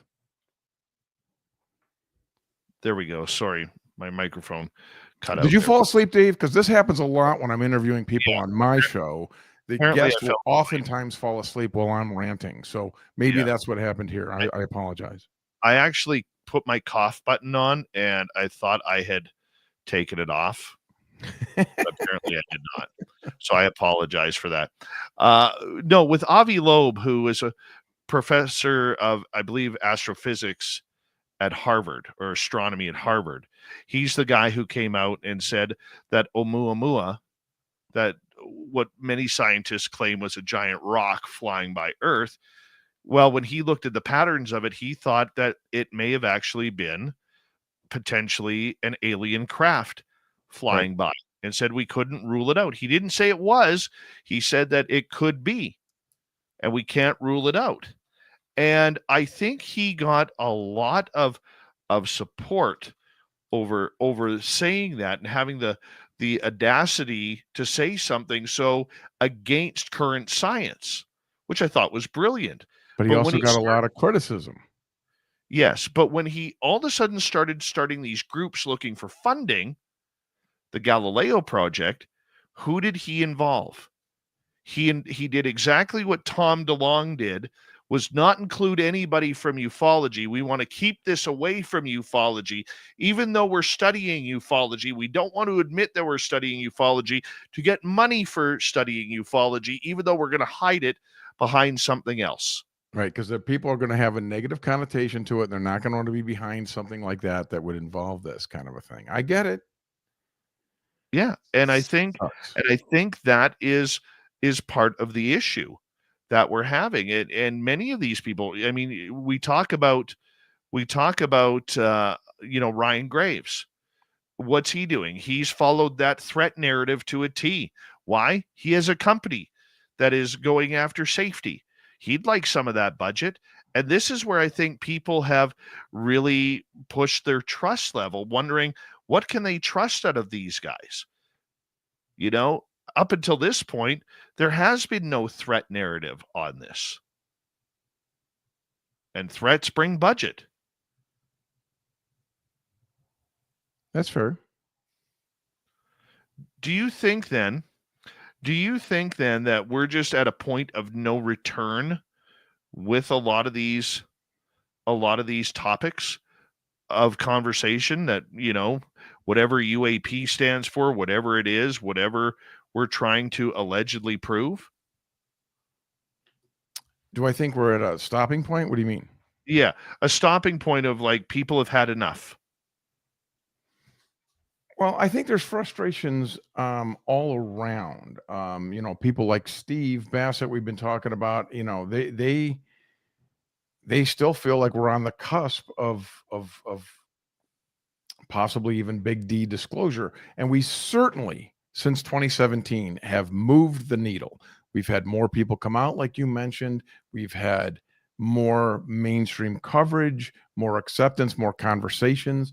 All of these things are good. But for me, it feels glacial. Like it is just creeping along. Like we are not really making huge strides. And I think we're still a very long way off from anything meaningful coming from the top down. This arrow nonsense is not getting us anywhere. We all know that. So I think we're still a long way off from getting anything meaningful from the government. If people are waiting for that, just get patient. Let's bring in some audience questions here. So we got about 5 minutes to go before we go to break at the bottom of the hour. Captain Ron Janix is our guest tonight. Start off with super crazy here. Do you think that NHI are capable of disguising their craft to look and sound like human-made craft? I mean, there's no way to know this, of course. I mean, that's way beyond. But it would, since we don't know what we're talking about, why couldn't they? Who knows what kind of technology they have? We don't even know if they're interdimensionally traveling, if they're traveling across, our universe. it's so hard to say, but why wouldn't they be able to have technologies well beyond our stealth capability to fool us? Yes, I would say if they exist, certainly. I also think too, though, like if we use the TR-3B as an example, Sure. the black triangles, I think that there are both alien ones and American-made ones. Agreed. And I think we copied that from them. Could they copy what we are to disguise themselves? Sure. Absolutely they could. Are they though? That's the hard part that's going to be tough to prove. Yeah, I mean, there's no way of knowing that right now, but is that possible? Absolutely. And would it make sense that they would do such a thing? Yes, of course it would. You can imagine if they have the technology to come to us, because obviously we don't have the technology to go to them as far as we know. They are well beyond our technological level. So all of these things, I believe, are on the table. Very much so. Let's go to Paul Demon here, who's wondering, who's your favorite rock band? Well, Dave, you're Canadian, so it's not even close. I am a true Rush head. I am a live and die Rush fan by far. I think I might be one of the only Canadians who's not. Dave, you're I know. killing me. Don't hate me for it. Don't hate me for it. I promise you I'm not trying to be a jerk here. But I just never got into them. I love some of their songs. I would say my favorite Canadian group, if we go really back rock and roll wise, was Triumph. I love Triumph too, but they're not Rush. But yeah, Triumph Not was a Rush. great rock band back in I the will day. say that. I will agree with you there. They are not Rush. Nobody is. Be damn good. Triumph was really good back in the day. Too bad they'll never get back together and just do a reunion tour. That's a band that lost it because of ego. Yeah, it's too bad. Let's go to Super Crazy again. Do you think that Bigfoot and UFOs are connected in some way, Ron? Well, that's an interesting question that has come up a lot, certainly in the last several years, that people do think this. I don't. It's a stretch for me. I do see the logic here that if there were a race coming here, that they would need to disguise themselves or whatever, and this would be a way to put them down on Earth. But it's much more likely to me that they would disguise themselves as a human being and mingle into society than they would come down and disguise themselves as a Bigfoot. Or, if they're not disguising themselves, that they really do look like Bigfoot. That's an even tougher reach for me. So, in my opinion, no. I think there might be a connection. I just don't know how. That's what I can't figure out. My personal experiences that we've had out at our one area totally have convinced me that there is some sort of connection between the two. Will we get to see it happen? I do not know. I'm hoping so. Very much hoping so, but we will wait and see. All right, let's go over to Paul again. Wants to know more rock music stuff. Drop D or standard tuning? Oh, that's way above my pay grade. Standard tuning, but again, Rush. Anything by Rush to me is better than anything by anybody else, as far as I'm concerned. That's my band. Pink Floyd would be my second favorite band of all time. And I think then there's Led Zeppelin, and then beyond that, everything kind of mushes together. But those are my big three. And I don't know if that's what happened when I was young and it sticks with you, but those are my big three. What about you, Dave? Guns N' Roses, number one for me. Pink Floyd would be number two. That includes Roger Waters. I had a few years ago when Roger Waters was doing the 30th anniversary of The Wall. I had 19th row on the floor. And it was the greatest concert that I had ever seen. I would agree, man. It was amazing. When My he goes number up and he three is- hits that wall like that and it does the digital thing, I lost my mind. It was incredible. Number three, I would say Metallica. Wow. Love myself some Metallica. Ron Janix, you got him till the top of the hour on Spaced Out Radio. We'll be right back.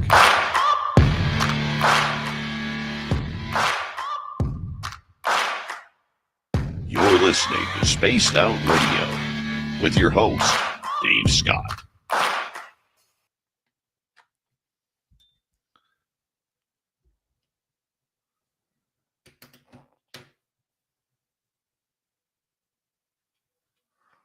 All right. Are you allowed to play those bands, or do you don't have a license for that?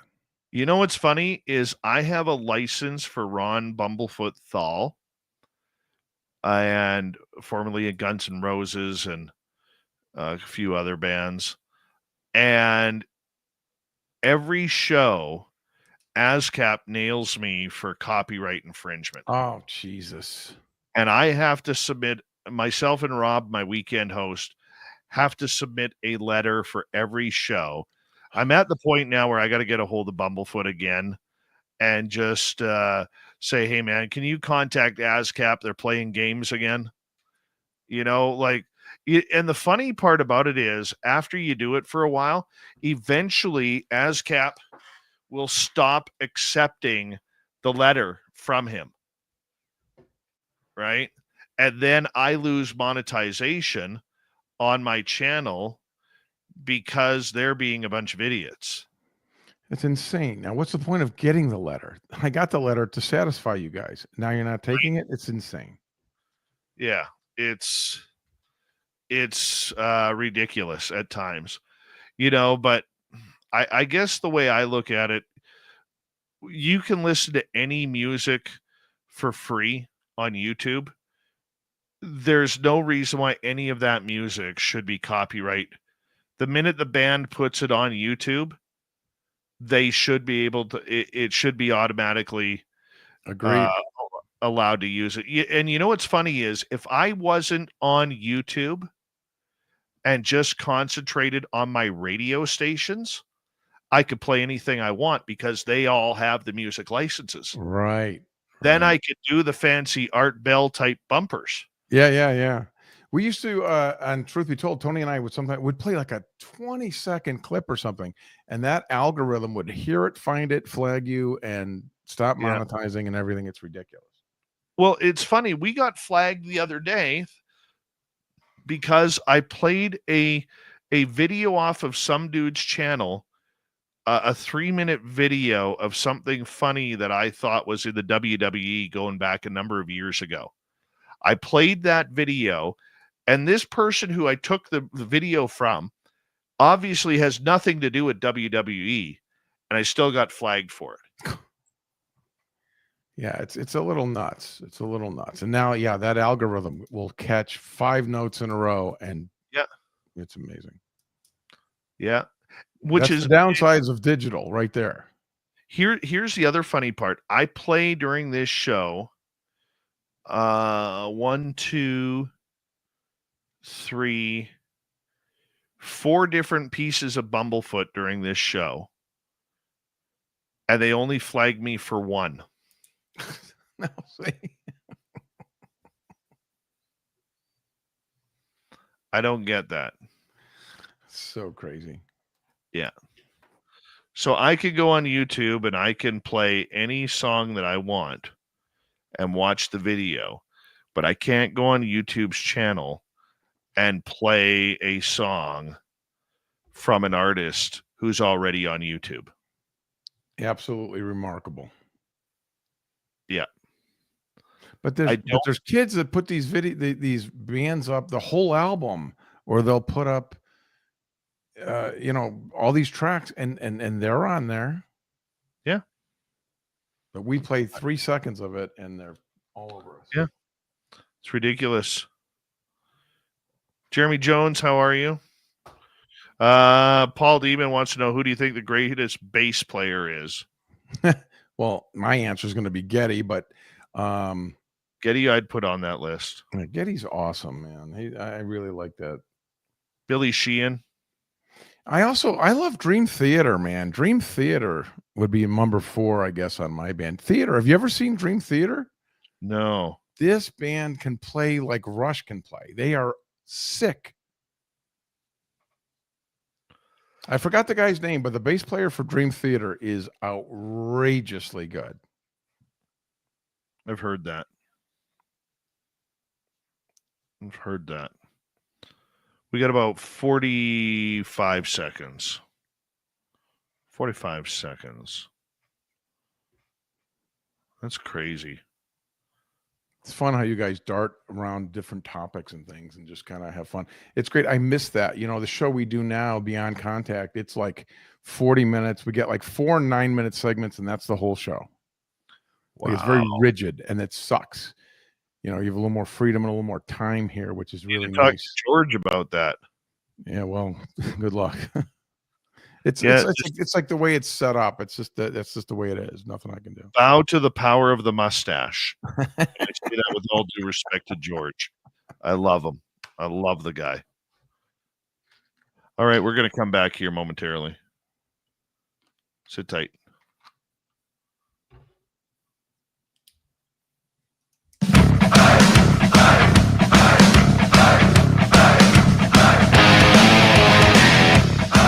Here we go with the second half of Spaced Out Radio tonight. Good to have you with us. My name is Dave Scott.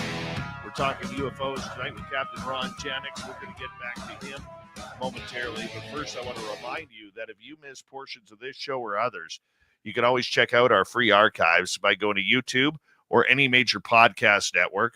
Our website, spacedoutradio.com. We have a plethora of features for you. Rock out to Bumblefoot, read the news wire, check out our swag as well. Follow us on X at Spaced Out Radio, Instagram at Spaced Out Radio Show, and on Patreon in the Space Travelers Club. Here's Captain Ron, owner of Contact in the Desert and Beyond Contact podcast. We're talking UFOs. We're taking a few audience questions here. Ron, I hope you're having a good time. Having a great time, Dave, always. Awesome. Let's go to Sierra here. Dave, in your personal abduction experiences, did you experience any threat or hostility or anything negative? Yes, I have, but I've also experienced the positive. Most of it I don't have any recall for. One thing that I have noticed with my own experiences, and Ron, maybe you can, you've talked to enough experiencers to comment as well, is it isn't so much the aliens that are scary, it's the fact that you're afraid because you're not in control. And that's what scares most people. Absolutely. And Dave, you've certainly heard like the free study and stuff where they gave thousands of people that are contactees the survey. And in the beginning, I forgot the exact numbers, but it's something to the effect of when they said, when you were first contacted, how did you feel about the experience? And it was like 93% were scared, terrified, very off-put by the thing. However, as time went on and they have reoccurring contact experiences, it literally flips. It's like 80%, 85% even of people that have a contact experience feel it's a good thing. They were glad it happened to them, that it changed them in a positive way. I've always found that to be very fascinating. And that's rung true for me when I've talked to different people over the years. Don't you think? Yeah. And, I brought up the free experiencers again, that same stat the other night when we were talking about it, because we got into a discussion about Tom DeLonge from Blink 182 when he started the To the Stars Academy. What very few people know is Tom comes on that threat narrative that these are all demons, that we got to put nukes in space and blow these things up because they're afraid of our nuclear weapons. And yet, about a week or two before the To the Stars Academy comes up, he tries to buy the free experiencer statistics from Renario Hernandez. You're kidding. Yeah, Renario Hernandez has been very open about the fact that Ray's great. I like Ray. Yeah. I've never talked to the man personally. I would love to. He's a really super down-to-earth, regular, nice guy. He's great. But I mean, that is a conversation that should have gotten more play. Like when we talk about conversations in this field that should be going viral, that is one of them. Yeah, and why would you want to buy that data? It makes me think he wants to manipulate that data. He wanted to bury it. Yeah, because he's on a threat narrative, right? It's horrible. Because because he follows Peter Levenda to a T. Peter Levenda comes from this from a religious standpoint, that these are all demons. And I'm not shooting down Peter Levenda's work. That's his research that he has found. Okay. But there are other stories to that. And Peter's written those books that Tom has put out, that Peter's the main writer on those. Yes. Yeah. So let's go to another question. Let's go to Super Crazy here, who's got a lineup of questions. If you could cause instant full UFO disclosure by pushing a button, would you do it, Captain Ron? Hell yeah. Yes, absolutely. Even if it caused chaos, I want to know, and I think the world deserves to know, and 100% yes. Oh, I don't think I would. Really? I don't think I would. I think you're much braver than me, to be absolutely blunt. I think you're much braver than me. Because for me, it's not the aliens that scare me. It's the reactions of humanity. That's what scares me. Scares me too, but man, I wouldn't know, man. We are so sensitive today about everything that we are literally seeing families torn apart over an election. We are seeing families torn apart because of religion, sexuality, who you vote for. You know, it's getting ridiculous. It's insane, Dave. I believe this. If we came out with disclosure, there would be a percentage of people who don't believe it.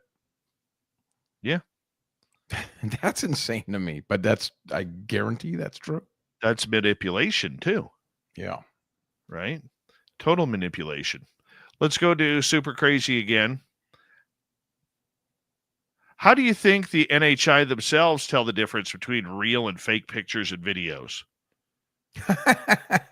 Again, I think that any non-human intelligence in contact with us or coming here, if they have the technology to transverse space or transverse dimensions or whatever it is to come here, I think that technological prowess alone would give them such a superior look that they're not worried about what the ants are doing on the planet. Please. I would go with that. Let's go to Lee. Hi, Ron. These craft have been in our sky for centuries, so how can they be our tech? Well, like we mentioned earlier, we think that when a plane comes out and we learn about the stealth craft, that it's at least 20 to 30 years obsolete. These things they're way, way ahead of us in the black budget programs. And I believe that's very possible. I don't know that we have bases on the moon or anything like that some people believe, but I do think that we do have technology and aircraft that are well beyond what we see and know. I've heard anecdotal stories of things going from Area 51 to Hawaii and back in minutes. And why wouldn't that be possible? Right now, if you Google like the fastest plane we have, it's like the Blackbird from 1971. Really, cars get faster every year. You don't think they got a plane faster than that in the last 50 years? Of course they do. They just don't release it and we don't see it. So I do think that is very easily possible in my view. Yeah, they hide all the good toys on us. Yeah. They do. You know, like I'm an extremely amateur airplane buff. I have been since I was 3 years old. And you can't sit there and tell me with a straight face that nothing replaced the SR-71 Blackbird. Right. You know, I mean, how foolish or how much do we have to be treated like fools to actually buy that story? Oh, satellite technology is where it's at now, and it's all about satellites and no way. Observables. And so there's on. An SR-72 out there somewhere that they came out with in 79. And then 10 years later, there's another one that's even more advanced. I'm that makes sense to me.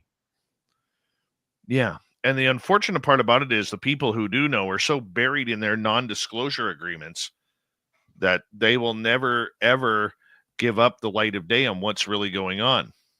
Right. We never hear that come out. We just hear the things from, the top that they do have stuff. We just never get to see it. I like this question from Luna. Simpsons episode where elite politicians unveil themselves as alien beings. Do you believe alien species have infiltrated upper echelons of society? No, I do not.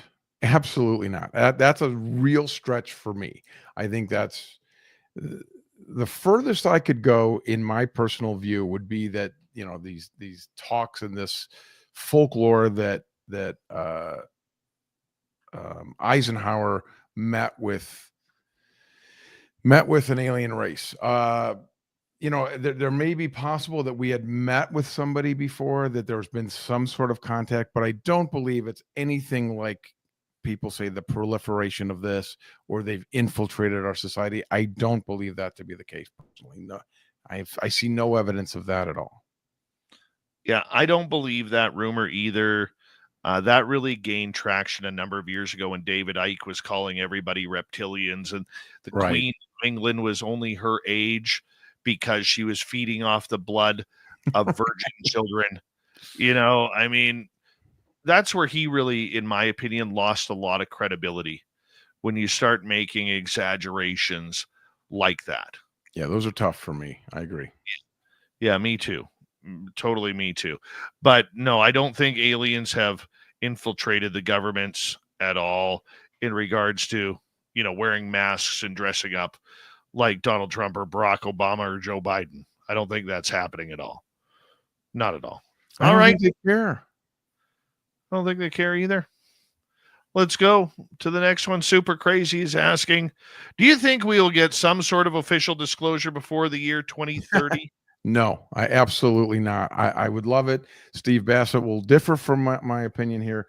Absolutely not. I believe the good stuff, like Dave says, they hide the good toys. I believe they hide the good information. And even if we get these things moved forward, like the New Paradigm Institute trying to get laws passed to consolidate this information and to disseminate it to the public, they are going to take the good stuff and bury it again, because there's no advantage, there's no upside to release that. If in fact they have this knowledge, why would they release it? There's no reason to do so. And I that's where I stand. I would agree with you. The one question that I have said for years that has never been answered is the why now question. I think that's the most important question in all of ufology, is why now? There was no need for them to go public. It wasn't the pressure of the To the Stars Academy or John Podesta or anybody along those lines. They don't have the pull. There was no Somewhere reason. else, some other country does. Oh, I'm sorry, Dave. Go ahead. Oh, please finish up. I was just going to say, if another country for some reason tries to disclose or something, then I think we would step in and do our own disclosure. Or if an extraterrestrial race themselves made it clear that they were going to reveal themselves, we might try to get out ahead of that. Those are the only two scenarios, and I don't see either of those happening. So therefore, I do not see this happening.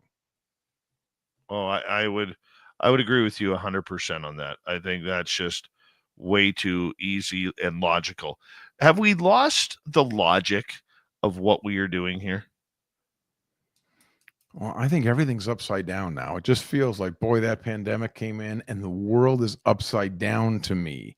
I mean, we have a guy today who just a couple days ago killed that guy from the United Healthcare, and he like 3D printed this gun. And then it turns out he's like the valedictorian of his class, and he's wealthy. And it's just like these bizarre things are happening. I just think the whole world's upside down now. Everything, Dave, to me is shocking. There's not much making sense these days. That is for sure. Let's go on to another question here. Let's go to Chill Farm in Australia. What about Australia? How important will that conversation become? What do you think he means there? About UFOs and disclosure. Think Australia will have a play in it? Well, I think the whole world does. I mean, this is one good thing about the UFO community is that it does unify the whole world. I think it's awesome. People are listening to your show in Australia, by the way, Dave. And I think that country is the same as any other country, and no country is more important than another with regard to this topic. It's the one unifying thing, and it is truly a nonpartisan issue here in the United States. We don't have many of those these days, so it is really one positive thing about the UFO thing is that it is truly bipartisan, and any country in the world would have equal say. And I'd be happy if Brazil or any country came out with some sort of disclosure. Let's go to Levi, first-time listener in our chat room tonight. Thank you, Levi, for joining us. People think there is something going on with solar flares and pods ejecting. What do you think about this, Ron? I've seen that a little bit. I don't think that that's craft ejecting from the sun and they're not refueling at the sun. I mean, I suppose it's possible, but I personally think that's highly unlikely. And I think these are just a naturally occurring solar event. My opinion. I like that thought. I like it a lot. Let's go here to Sierra. What is the deal with Peter Lavenda, Jack Sarfati, and Tom DeLonge suggesting that the Roman and Greek gods never left? Well, I mean, I don't know specifically about those guys saying that, but I think that what you're referring to here is that, you know, the ancient astronaut theory thinks that these gods were in fact perhaps extraterrestrial in nature. And to me, honest to God, I'm very open to this idea that you know, a long time ago, somebody came here from somewhere else, and of course they would appear like gods, and of course they would have ability way beyond ours. If you took the iPhone 40 years ago, you would be a god to that person with the things you can do in your hand. So you can only imagine what an ancient society that we had here on Earth confronted with an extraterrestrial race and their abilities. I can completely imagine how that would form the basis for these myths of who the Greek gods are. I do think that that is on the table to me as a possible explanation as to what happened. That rings true logically in my mind. I don't think it's out of the realm of possibility. I don't think that we can shut down anything until we start getting answers. I think everything is on the table. Whether that's the Greek gods, whether that is Bigfoot partying with alien greys in the middle of the British Columbia forest, whether that's Eisenhower meeting with aliens, Lazar working at Area 51, I think it's all on the table and all needs to be discussed. Because until we get proper answers, we're going to be in this same boat for a long time, man.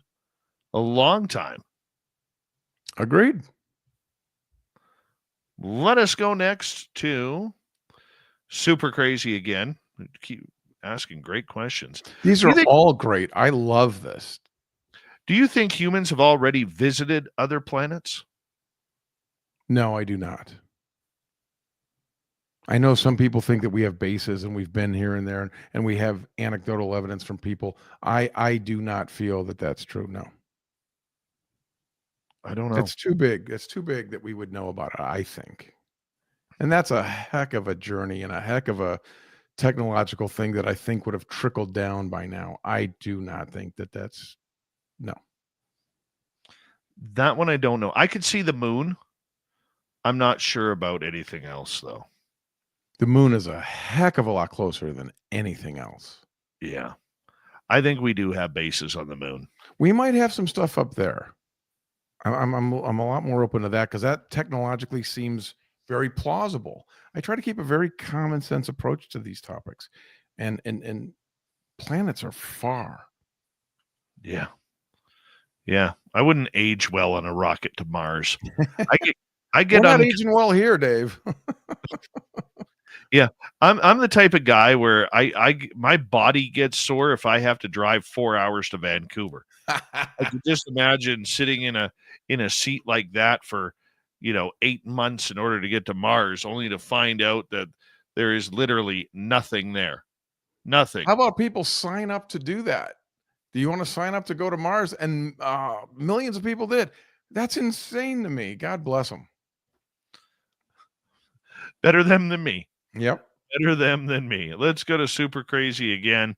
Do you think that the JWST, I'm not sure the JW, oh yeah. I was going to say it's going to be, I'm really old because I don't know what that is. The satellite. Why is the name missing me here? James Webb Satellite. Oh, very well done, James Webb Satellite. Yeah. Has spotted proof of extraterrestrial life. Knew it was on the tip of my tongue. Do you think it's already spotted proof of ET life? Well, that's an excellent question. Again, I would probably say no. I don't think it has. No. Proof, no.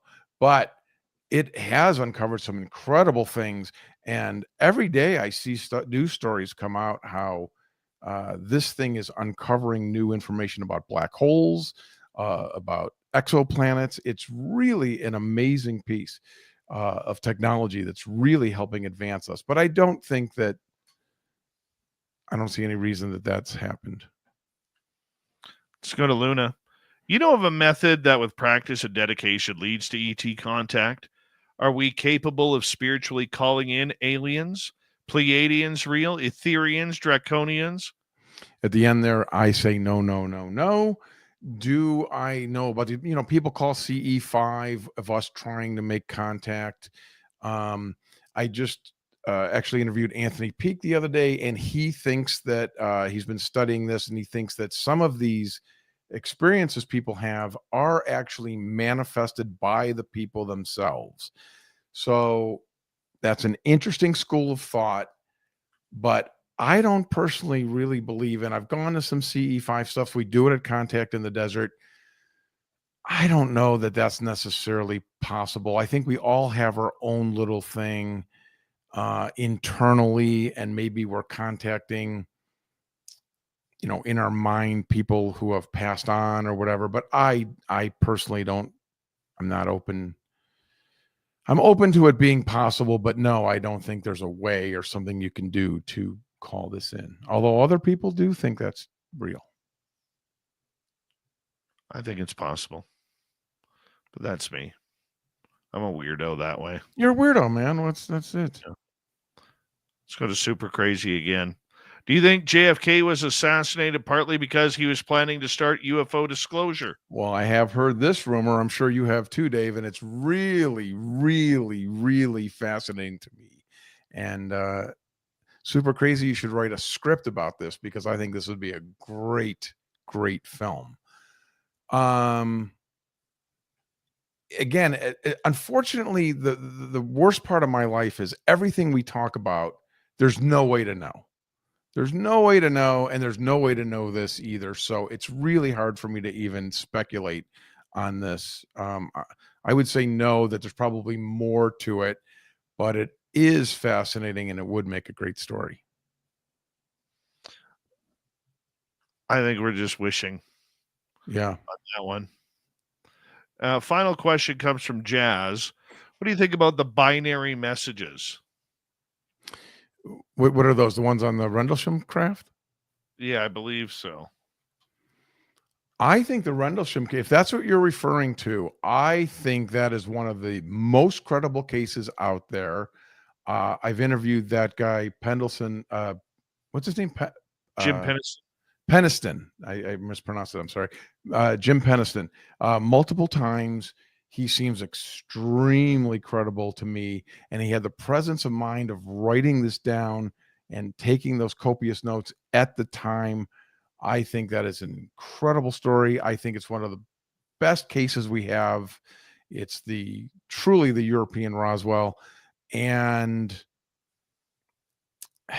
I do think that could very well be true, and could very well be a message from another civilization, because he wrote it down right off that thing, and I think it's one of the strongest cases for ET contact that we have. So I'm all for this one.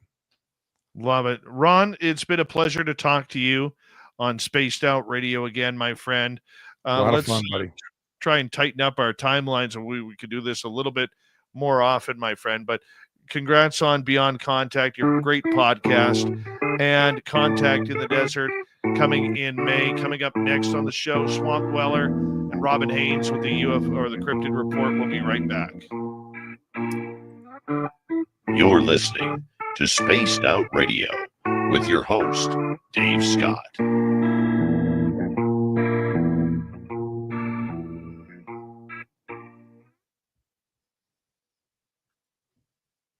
A lot of fun, brother. Thank you, my friend. Once again, you were awesome. Anytime, man. A lot of fun. If you need anything, let me know. Hit me up, man. Will do, buddy. Take care, bud. You take care. Talk soon. All right. I'll be right back, guys.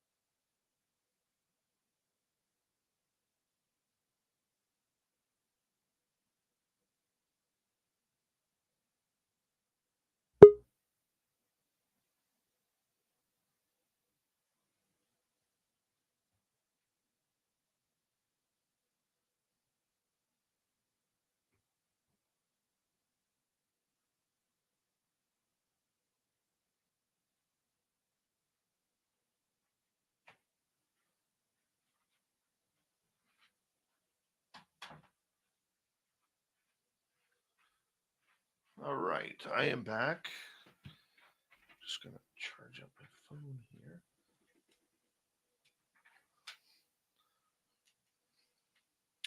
Oh, no, I knocked everything down. Shame on me. Oh, come on. Come on. Come on. There we go. It's important to have it there. Renee BK, how are you? Space, how you doing? Hi, gorgeous Robin Haynes, how are you? Excuse me. Oh, you're very welcome, Renee. Glad we could keep you company at work. Thank you for tuning in. Make sure all your friends at work hit subscribe as well. All right. Big crowd tonight.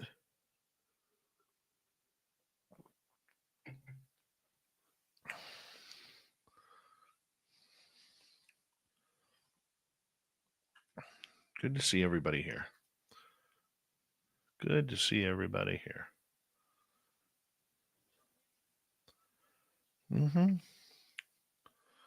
Thank you tonight to Deboruni, Cat Chaser, and Richard for the great super chats. Very much appreciate the love and support, everybody. So thank you very, very much. And don't forget, we have a store on our website, spacedoutradio.com. We do not have ugly swag, people. No ugly swag. So make sure you check it on out. Remember, you can get your t-shirt right now that says friends do not like friends or don't let friends UAP. Here we go.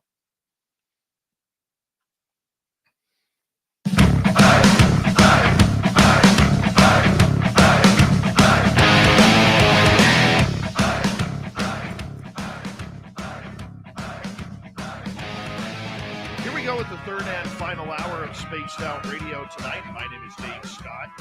Very glad to have you all here as we listen in to the weird and strange each and every night. Hello to everyone listening in on our terrestrial affiliates around North America, digitally on every major podcast network. Our website, spacedoutradio.com. We have a plethora of features for you. Rock out to Bumblefoot, read the news wire, check out our swag as well. Follow us on X at Spaced Out Radio, Instagram at Spaced Out Radio Show, and on Patreon in the Space Travelers Club. The Desert Clam has set the password for tonight in the SOR Space Travelers Club. Xenagog. Xenagog is your password. Use it wisely, Space Travelers, as the Clam sets the password each and every night right here on Spaced Out Radio. Let's head to the swamp. Hello and welcome to Spaced Out Radio's Swamp. I'm Swamp Dweller, and tonight I'm going to take you on a mystic journey of the unknown, sharing tales of monsters, legends, and nightmares. Welcome to the Spaced Out Radio Swamp. As a heating and air tech, it's not uncommon for me to work in some ancient buildings or be out working late at night on emergency calls. In this particular account, I was installing a geothermal system in an old house from the 1700s on a distillery's land that was being renovated as a tasting venue for bourbon. This house has seen a lot of history and was the home of one of the first distiller families in Kentucky. It's been through American Revolution, Civil War, along with, unfortunately, being the home of several slaves, since Kentucky was a border state. The slaves will be necessary to this account later on, in my belief. I spent a lot of time there. I drove to the site near the Frankfurt area from Louisville a couple times. I would go a couple times a week and would stay from first light until dark during the late fall. I would stay there long hours and be the first tradesman in and usually the last out, considering that the foreman wanted the heat on the drywall and all the finishing done as fast as possible. One night it was around 6:30 p.m.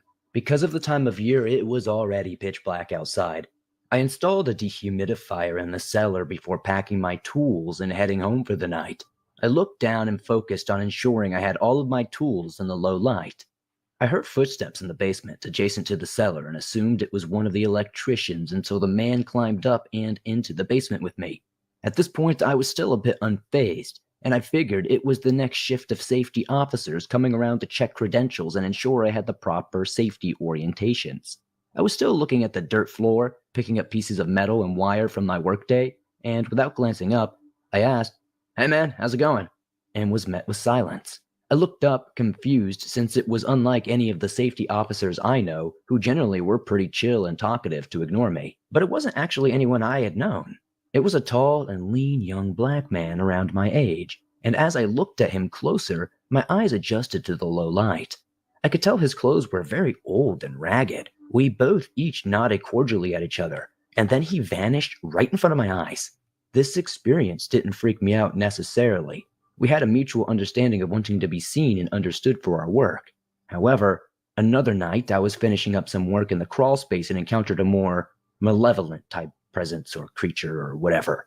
I was installing some flexible insulated ducts and had a small battery-powered work light that used the same type of batteries that my drill did. I noticed the light started flashing a weird pattern indicative of a low battery, which confused me since it was on a fresh battery that I had just taken off the charger before I came here. It finally went out and wouldn't turn back on, and my phone light wasn't working either because of the bitter cold up in the hills of central Kentucky. Then I heard something that startled me to my core. A low growl from another part of the crawl space, just around the corner behind me. I initially dismissed it as a raccoon or some sort of pissed off possum, and continued trying to get my light back on so I could pack up my tools and go home. The growling stopped, but I started to feel even more uneasy. I felt like I was being watched, intently. I continued to dismiss it, but I think me ignoring it just pissed it off more. I felt a strong jerking on my leg, like something was pulling on me with both hands. I started cussing up a storm until it let go. I just threw as much as I could into my bag and booked it the heck out of there, never to return. The following day, I went into my supervisor's office and explained to him that it would be more economical to have a tech who lived closer take over the job, leaving out the details of what happened. Thankfully, I was unassigned and I'd never had to go back to that site again. Thank you, Swamp Dweller, for another creepy story. If you want more just like that, head on over to his YouTube channel, Swamp Dweller, for another bunch of stories. He's got thousands of them there for free for you to listen to. Let's head to the forest.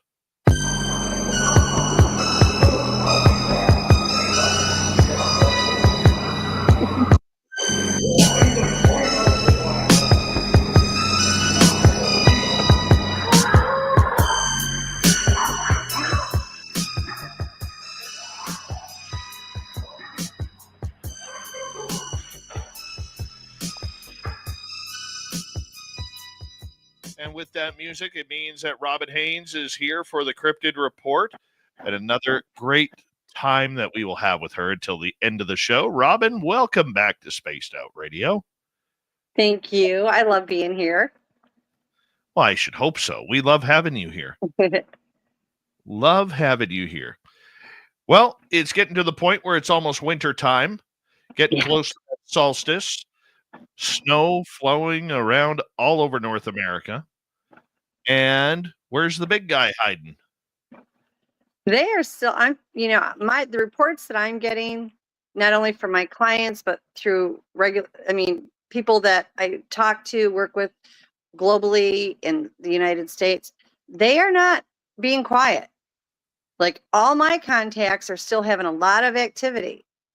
They are still up and about. I was talking to one of my clients today, and they had one that was watching them in the window the other night.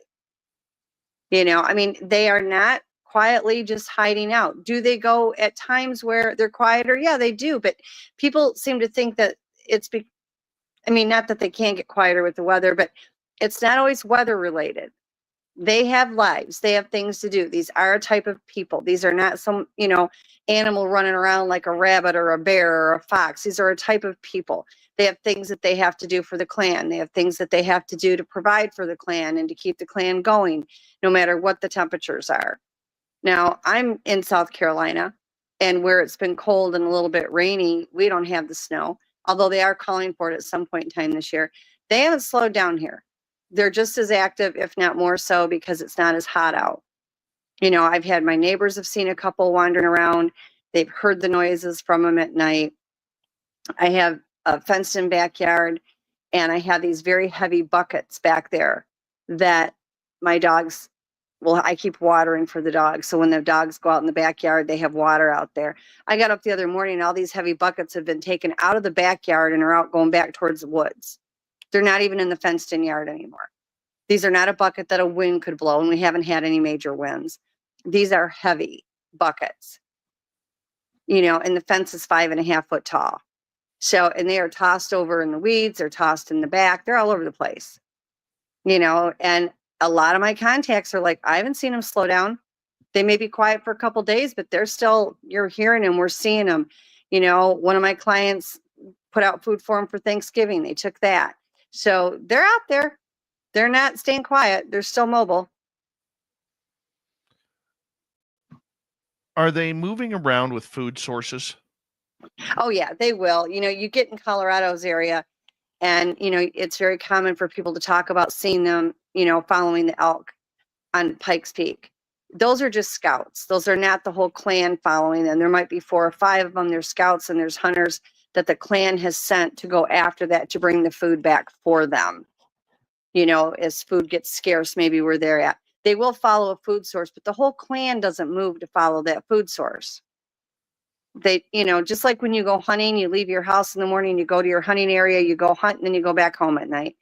Not any different.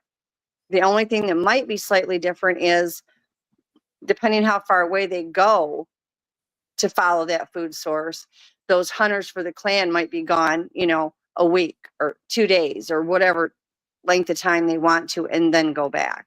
But the whole clan doesn't go. What makes a good Sasquatch report?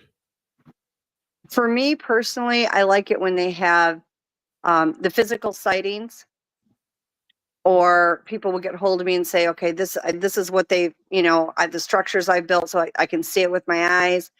I do read energy signatures. I get literally a ton of people that send me pictures to have me look for the energy signatures. And those are good. Those aren't what I consider the best, because I can see the energy sighting or the energy signatures in it, but it makes it hard for, like a regular layman person to do it. And they're still kind of looking at me like, well, maybe, obviously for me, I like the contact. I like it when people get hold of me and they're like, I saw them looking in the window, or I put this out for them, it was taken, so that there's actually something substantial there. It's always nice to hear people that hear the vocals, but let's be real. The vocals, we may assume that it's coming from them, but without physically seeing them, without having something we can take a picture of or physical proof, it makes it very hard to get people to believe.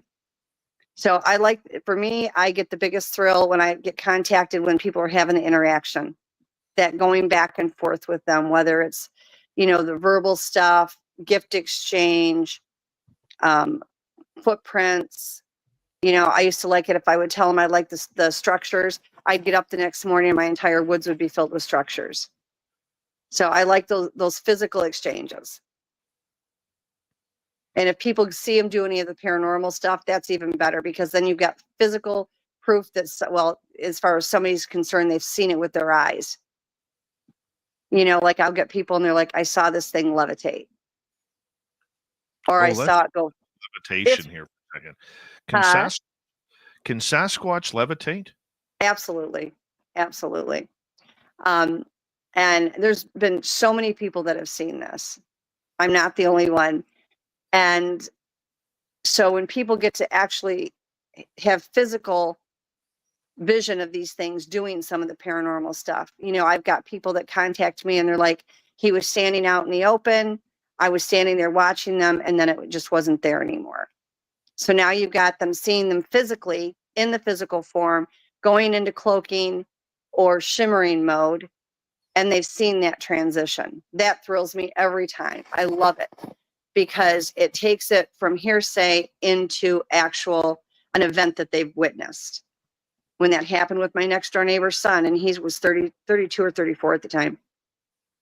He puts, tossed stuff in the brush, and he heard a growl, and he looked up, and here's this huge Sasquatch that was like 10 foot tall standing there.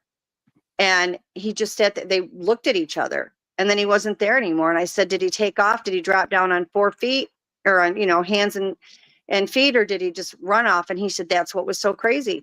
He was literally there. I was a few feet from him, and there's nothing but brush. He said, I never saw a branch move. I never heard him leave. I never saw the grass move, the trees move, a branch, nothing. He was just there, and then he wasn't. I said, because he never left.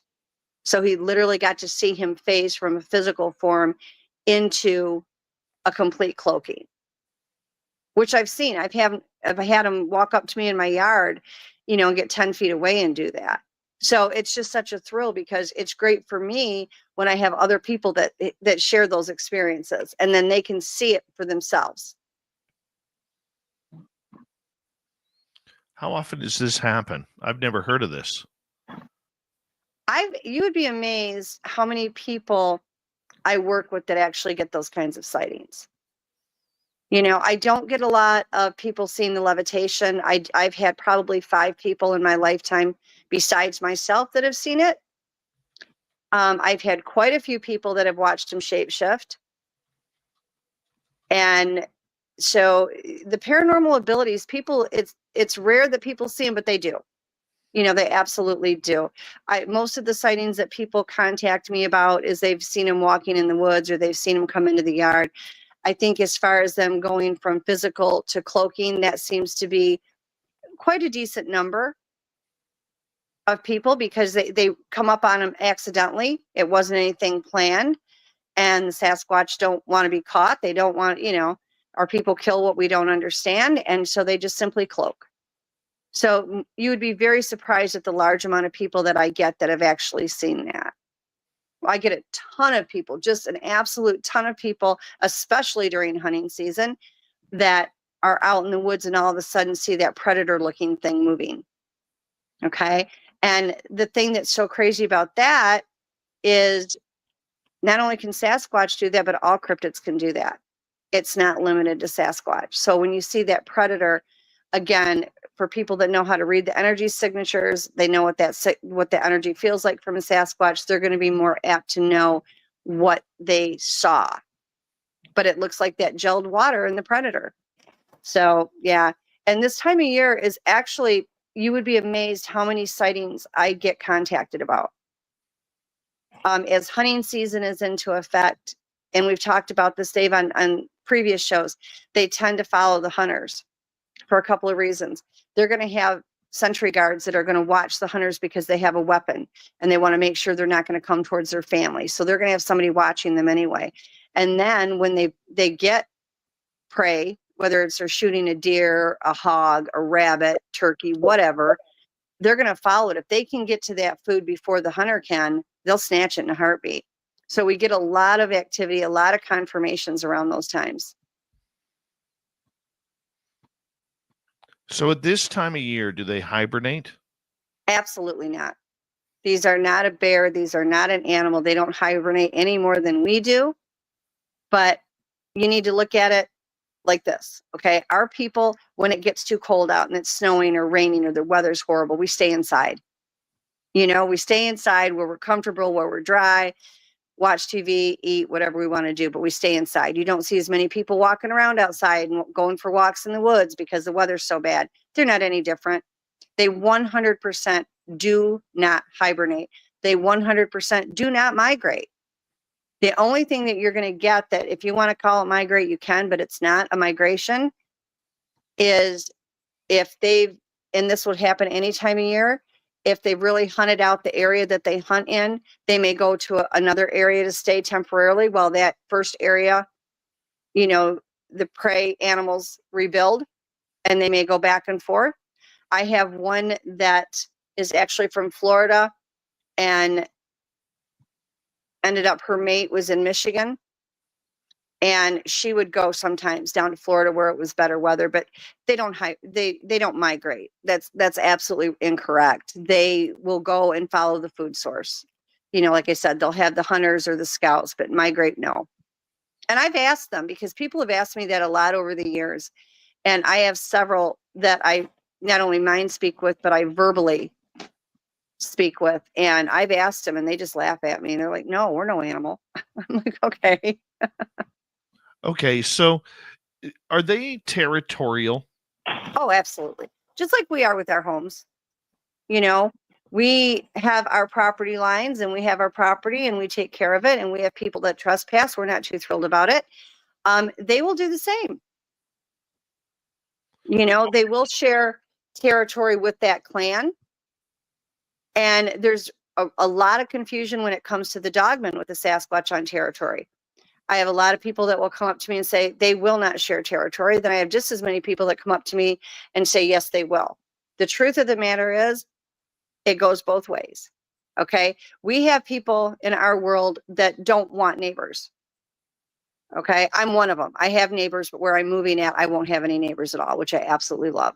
Not because I don't like people. I like my privacy. I like nature. I don't want people around. But that's my choice. If you were to ask my mother, she's going to want to live in the city because she likes people around all the time. It's pretty much the same thing. When it comes to the Sasquatch and the dogmen, certain Sasquatch clans will share territory with the dogmen. Okay. When they do that, that doesn't mean that they're buddies and they're sharing meals with them and they're sitting down and they're talking with them. It means they are allowing them in their same space. They run their clan separately, but they're in a shared space, which covers a large area. It's not a small area. You may see occasionally a dogman and a Sasquatch running together. I have a photo of a hybrid that's half Sasquatch and half dogman. You know, and my old house in Michigan, I had both dogmen and Sasquatch that frequented the property all the time, and I never had an issue with the dogmen there. I've dealt with bad dogmans, but not where I lived at. But then you have other areas where they absolutely, those particular ones will not share territory. The dogmen don't want to be anywhere near the Sasquatch. Sasquatch don't want the dogmen around. So it comes down to personal preference. There is not a straight answer for that. And I've had people ask me that for years. And I've had people come up to me and say, you're crazy. They won't share an area. I'm like, come to my house. You know, talk to my neighbor. She's watched a Sasquatch in her backyard while two dogmen were walking across the front yard. You know, and then I have people that are like, in my area, the Sasquatch run the dogmen out. So it comes down to the preference of that particular clan and whether or not they'll allow it. Okay, so how many individuals are in a clan? That is going to range on the clan itself. I've had some that have been as little as 13. I worked with one that had 13 in the clan. The one main one that I had in Michigan was extremely large. It was the biggest one that I personally have ever worked with. I had a binder, and every time I would see a different, because they were uncloaked most of the time on my property. I would watch them cloak, but they walked around uncloaked 24 hours a day. And I was back in the woods. Nobody really saw them except me, and whoever was visiting my house saw them as well. And I had a binder that I would have a physical description of each one that I would physically see, you know, hair color, skin color, shape of face, whatever. So I knew who it was. And over the course of 6 years, I counted 60 different individuals that came through there. That does not mean all 60 were there at one time. And I had found out where their actual home was, and it was not far from my place. And it was on private land that a elderly doctor had retired to. And what was really crazy about it was it had this fencing around it. And this was really hardcore fencing. Absolutely, the Sasquatch could get over it without a problem, but nobody was going to break into that property. And it was posted all the way around it that not only was you couldn't trespass on it, but if you were caught there without a paper signed by the county saying you could be on that property, you would instantly go to jail. I've never seen anything like that in my entire life. And it was posted like that all over.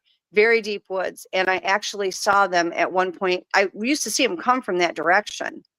And I drove over there one day, and you could see their footprints going through the sand because it was all back in the dirt road and in the woods, crossing over. And you could see where they had gone over in there. And that's where you would hear them calling each other and everything were back in there. But there was, through that 6-year time span, I had 60 different individuals that came in. I know there were 3 clans in that area because they had asked for an Indian smudge ceremony. And someone that I knew was very well equipped to do that. And so she came to my house and did it for them. and they all came in. And my woods, I've never seen so many in one place at one time. I mean, it was just incredible. I mean, everybody got along. It was fun, but I was amazed. Robin Haynes, we have her till the top of the hour. We'll see if we get any audience questions for her. Put them in capital letters. Be in our YouTube chat or on social media. This is Spaced Out Radio. This is Spaced Out Radio, and your host, Dave Scott.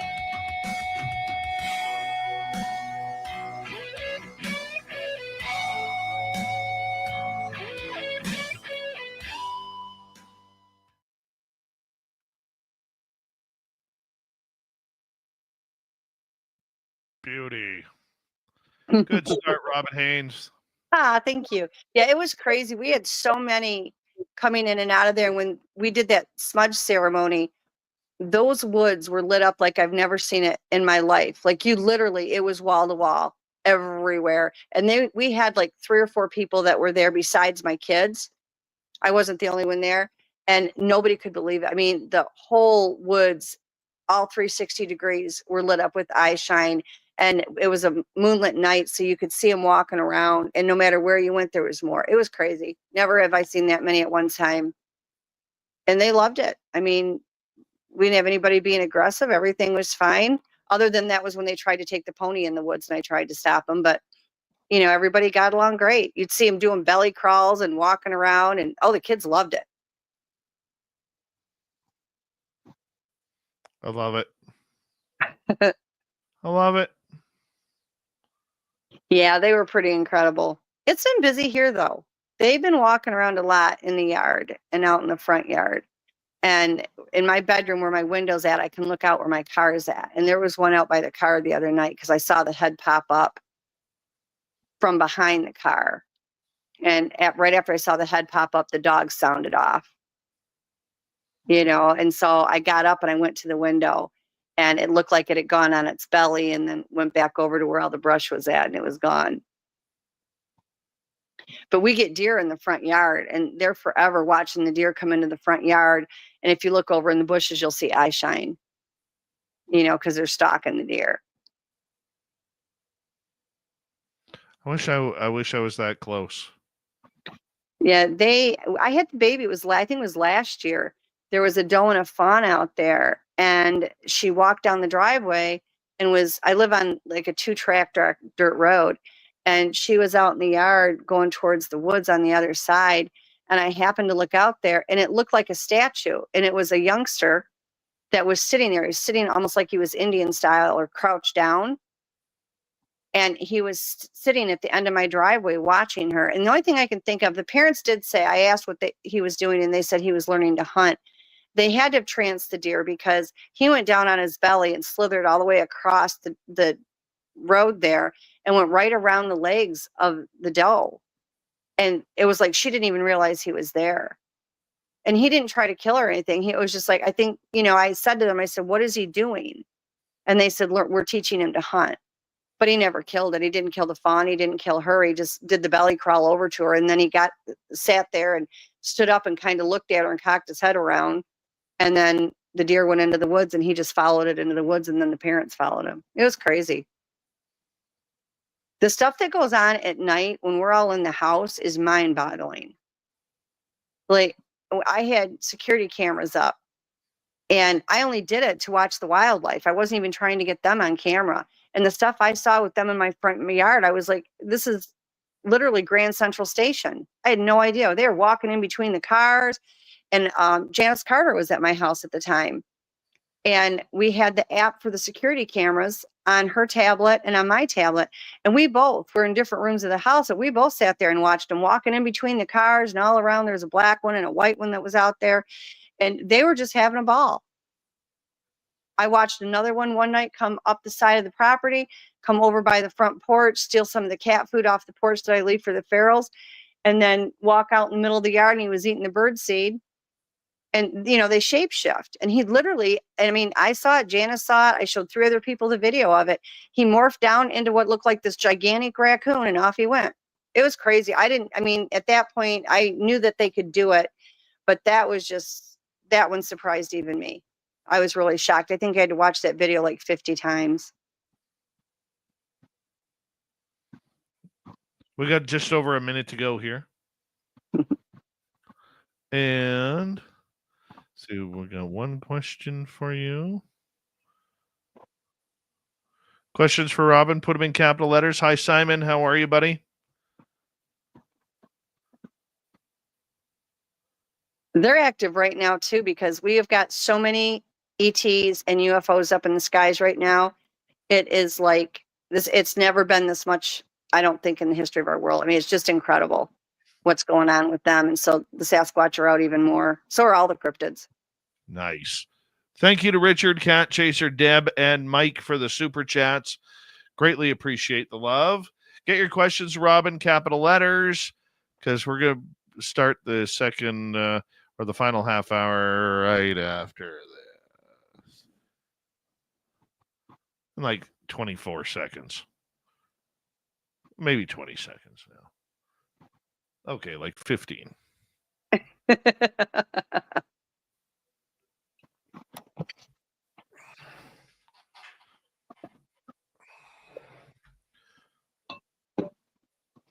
All right. And you guys always have the best questions. Here we go, the final half hour of Spaced Out Radio tonight. Good to have you with us. My name is Dave Scott. We're going to continue with the Crypted Report with Robin Haynes here momentarily.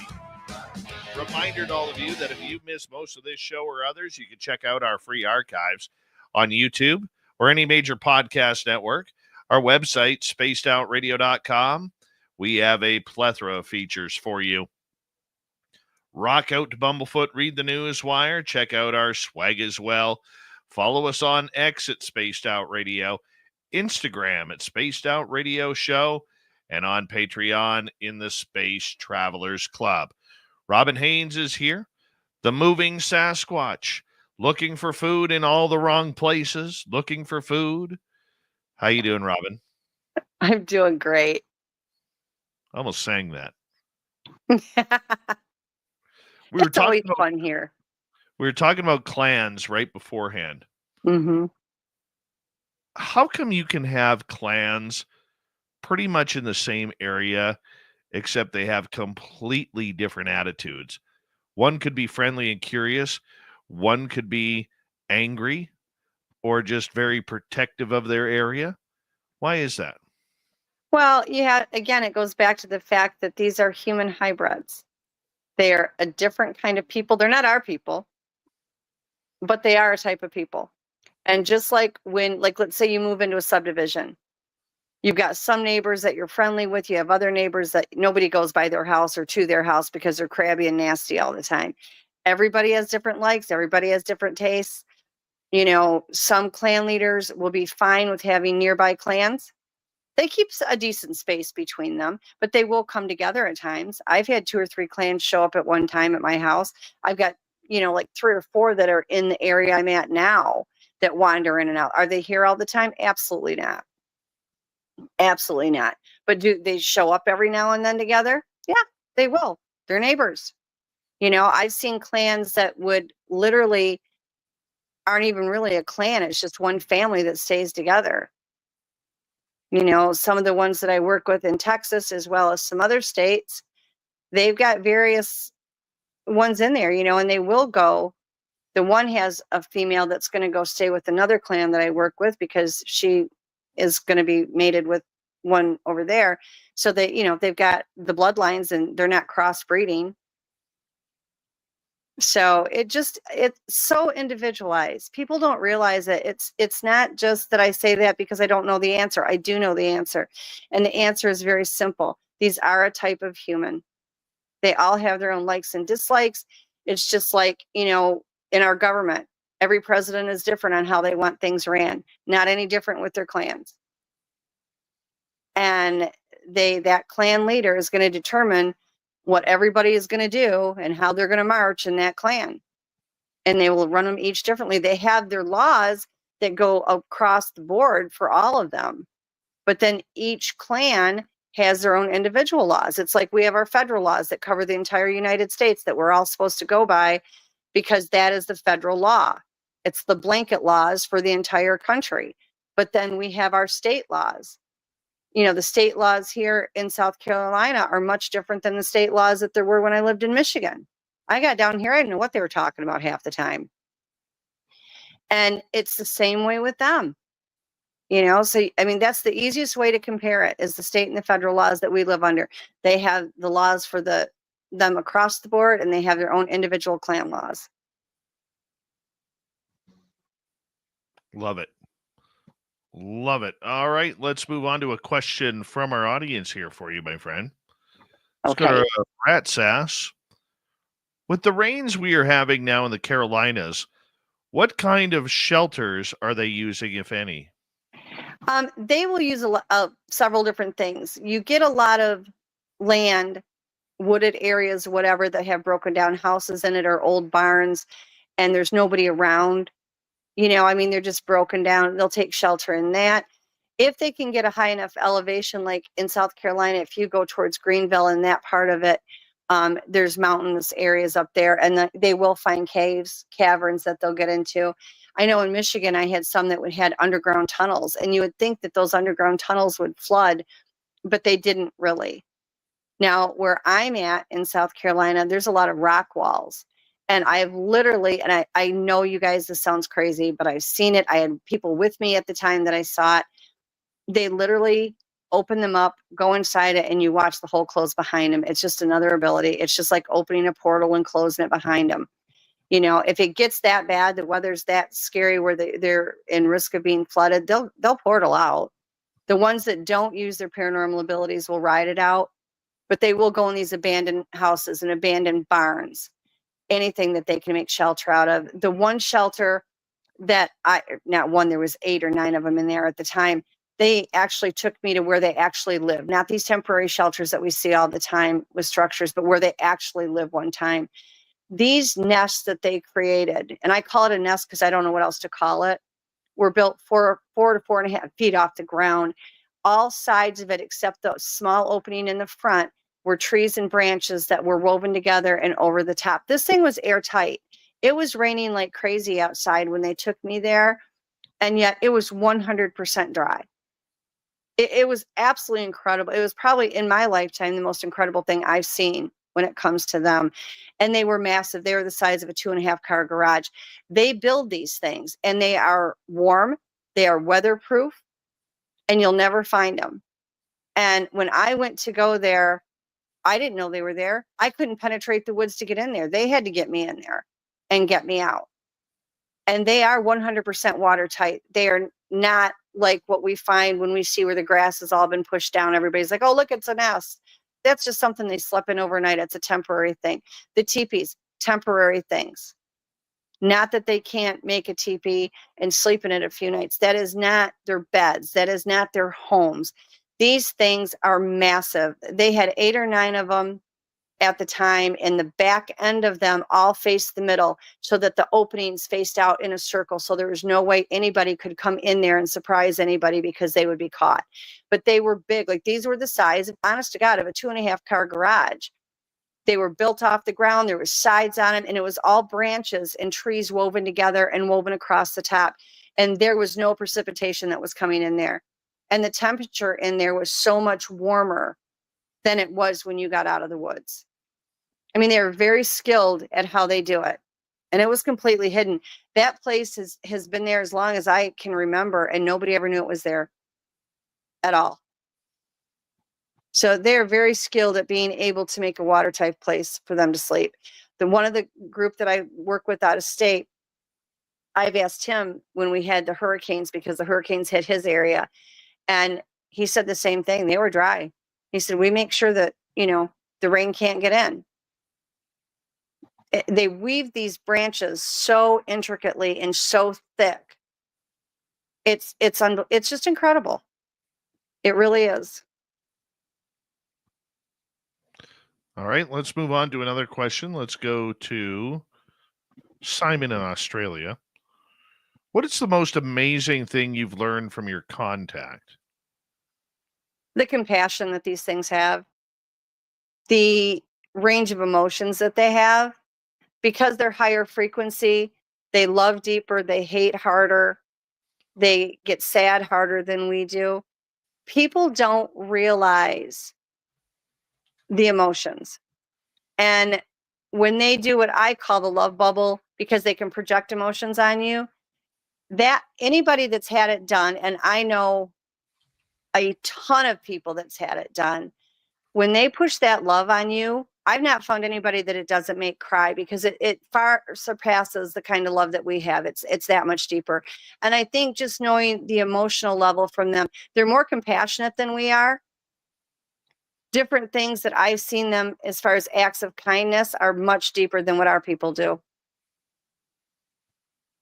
Acts of kindness how? Pardon? Acts of kindness how? Well, like I said, they've saved my life several times. I'm a lot of work for them. Whether it's been when I had COVID and I almost died, I had been attacked by the ETs. I ended up in intensive care. I fell off the ledge of a cliff one time. I was helped.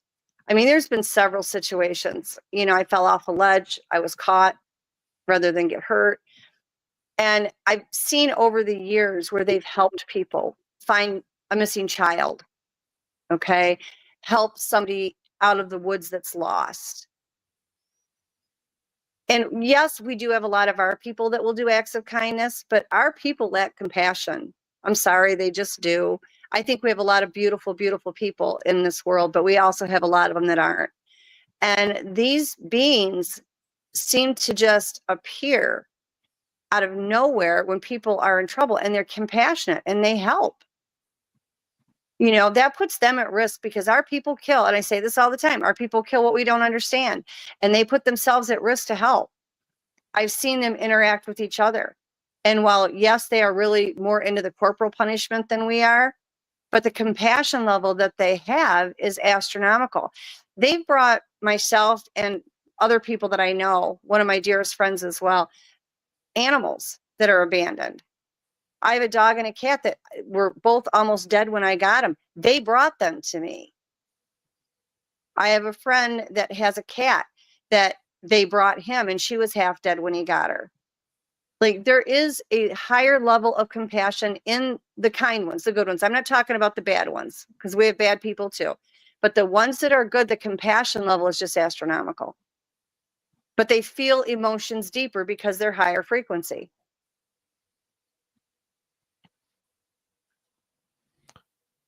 I love that answer. I really love that answer. I didn't expect that whatsoever. Yeah, they make me very emotional.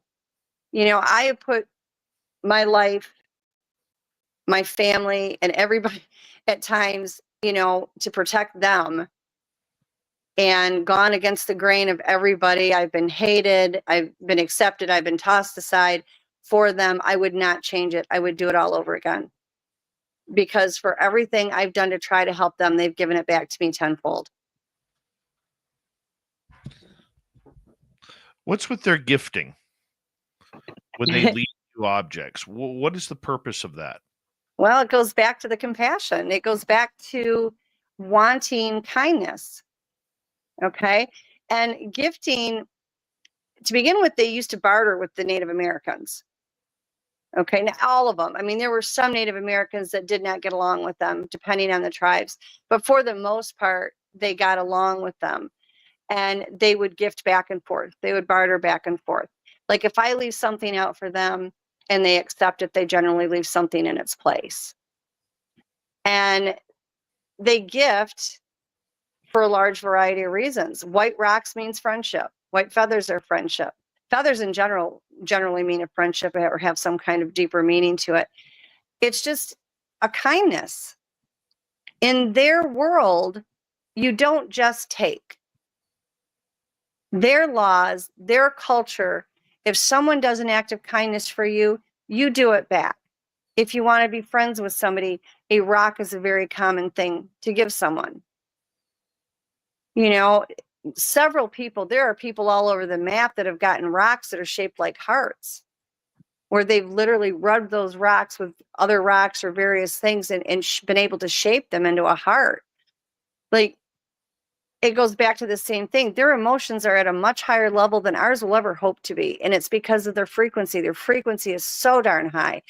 As we go into this shift for a higher frequency, we will follow suit. We will never make it to the level that they are. But that also, the back side of that is when they're mad, or it's the bad ones, they hate and their anger is at a much higher level than ours will ever be. But all their emotions are heightened due to that higher frequency. But the kindness level in them on these good ones, it's astronomical. It really and truly is.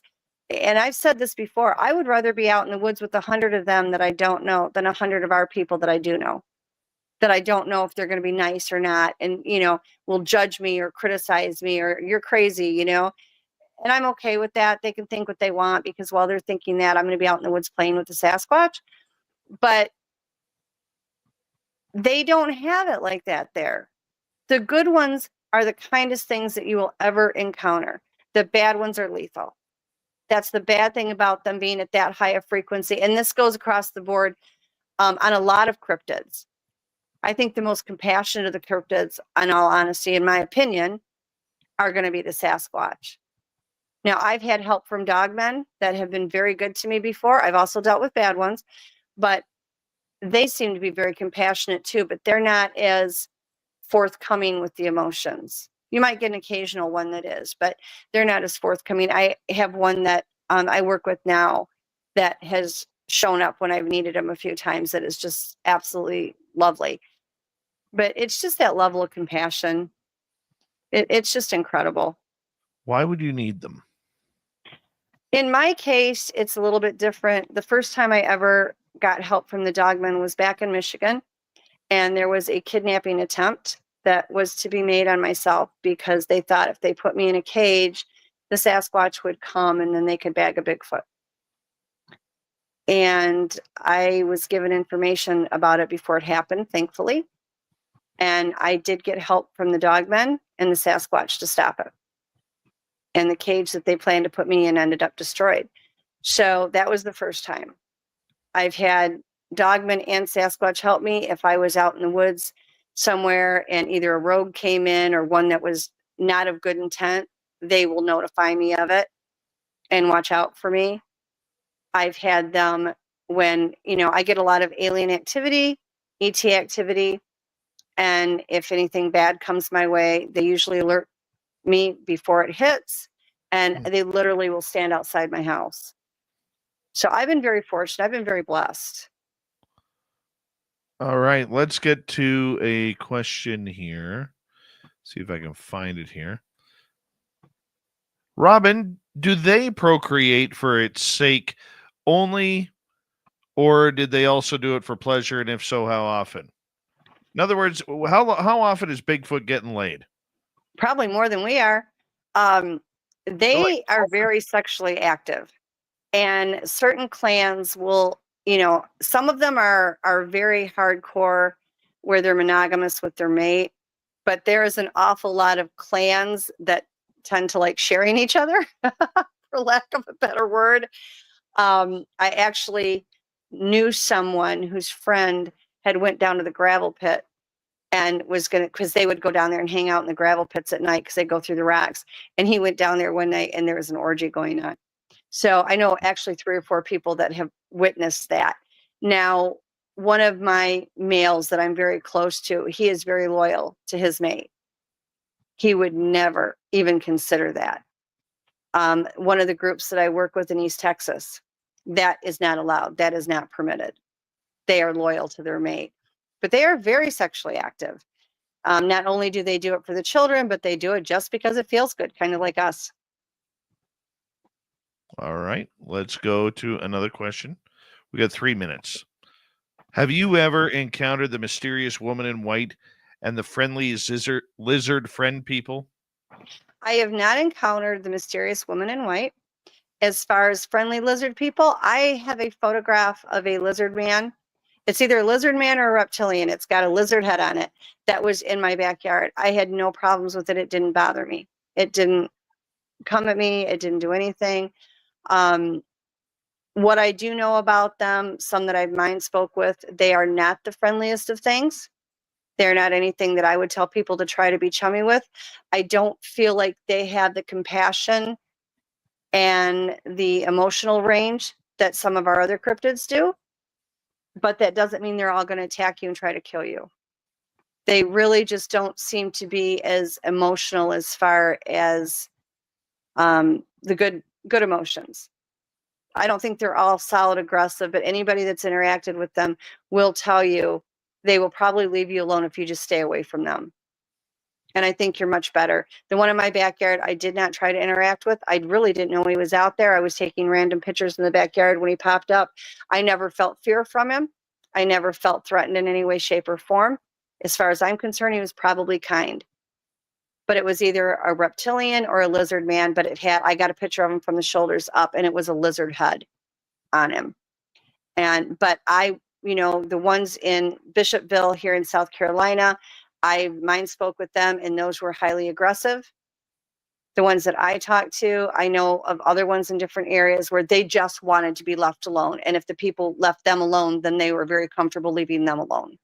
So I just don't think they're as friendly as some of our other cryptids. Awesome. I think we got time for one more here. Let's go to Lee. Would you recommend a bear trap to catch a violent Sasquatch? Absolutely not.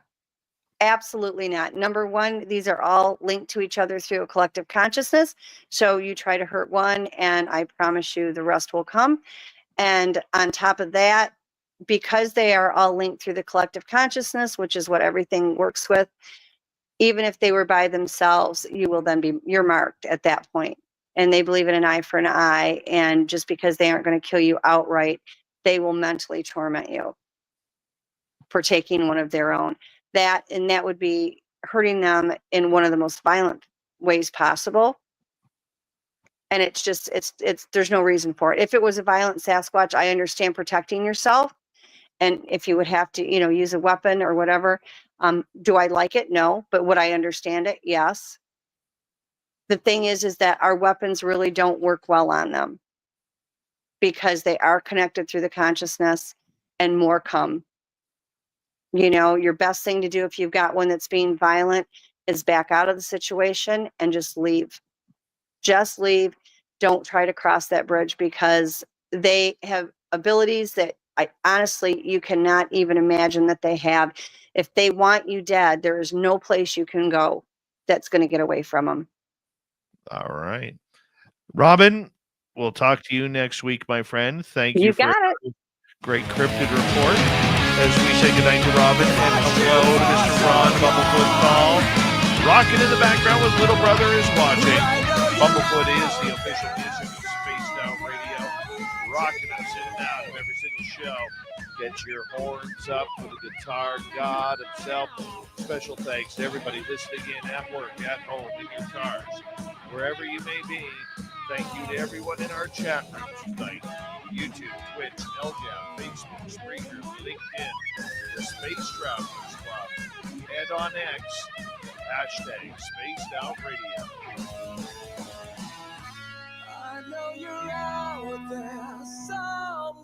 Remember, this show is copyright by Spaced Out Radio and SOR Media Ventures Limited. Thank you so much for choosing to share your evening with us, because together, my friends, we're watching. We own the night, Mr. Bumblefoot. We need a favor. We need you to take us home.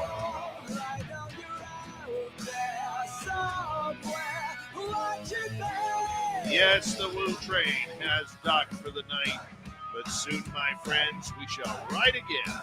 Your seats are always available. Your tickets never expire. And if you want to bring a friend, we've got room for them too. Good night, everybody. See you tomorrow.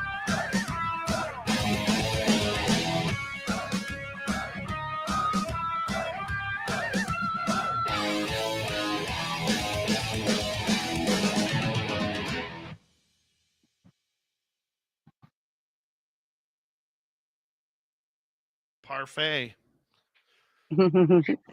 All right, sweetheart. I will see you next week. Yes, you will. Okay. Well, You take care. Love ya. Bye-bye. Bye. Love you. Bye. Hi, 305 Paranormal. Where's 305? Area code 305. Miami-Dade County, Florida. The Florida Keys. Cool. You're stayed up late for us. Welcome to the chat. Moody Mungle. Moody Mungle. That boy, Moody Mungle. Is that how we do it? I don't know. I don't know. Don't know. Don't know. Don't know.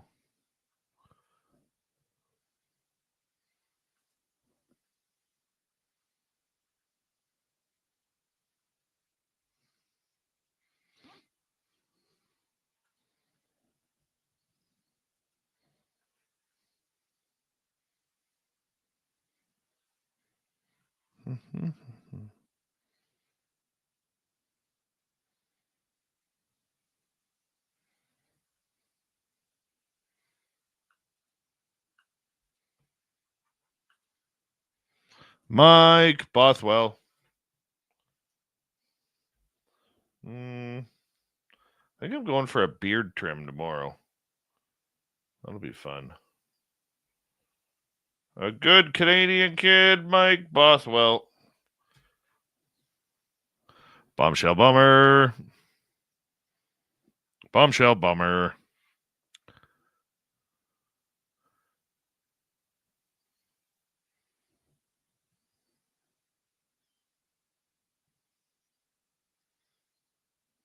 My eyes are like so heavy right now.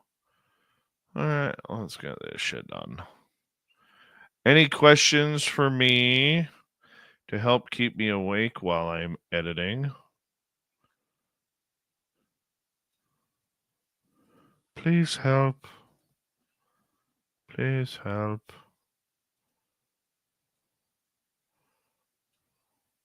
Copy.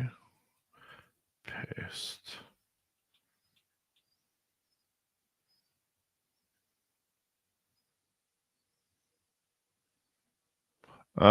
Yeah, Linda.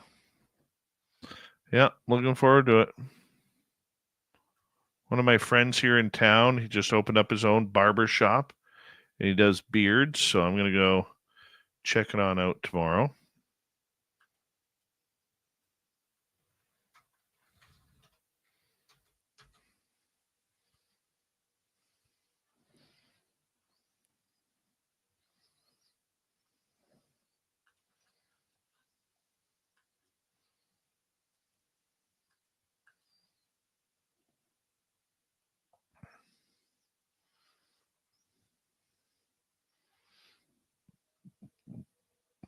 Oh, I'm not giving my guns up. Hell no. Hell no. No, sirree. Dear leader can come take him himself.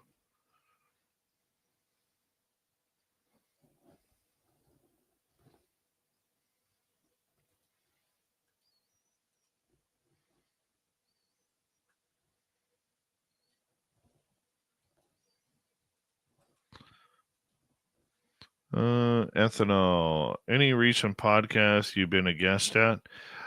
Just with Dolly Saffron and Preston Dennett a couple of weeks ago. I don't, believe it or not, I don't get a lot of invites, and I don't do a lot of them.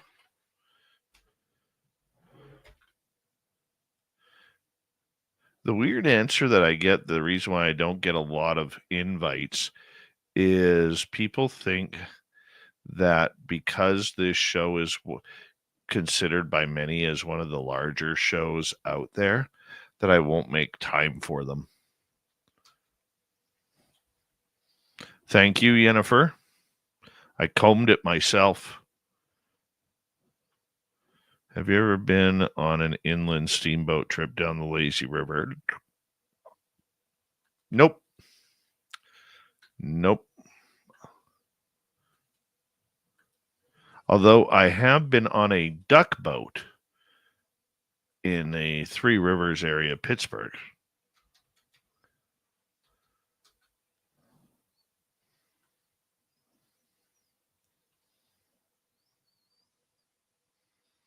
Can you get a Christmas mic cover?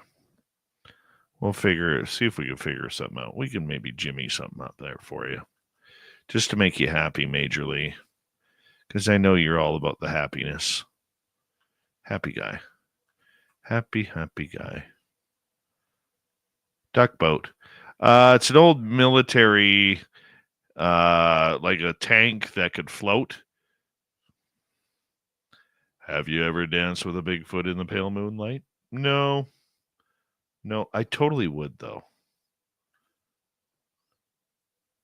Now, if you'd question that, have you ever been chased out of the forest by the pale moonlight?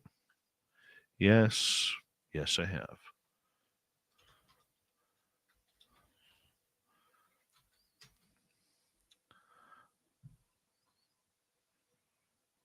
Oh, the Fraser River's a shithole. That river scares me. I almost drowned in it when I was a kid.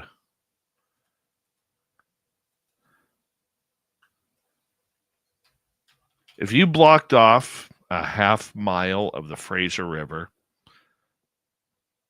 and mined it for gold, you'd be a multi-millionaire. That river is packed with gold. Except they don't allow you to do it.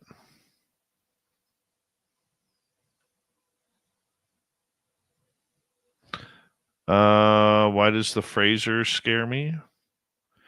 Or what scare me? Like I said, I'm tired here, so if I ask for a silly reminder like that, just fill me in.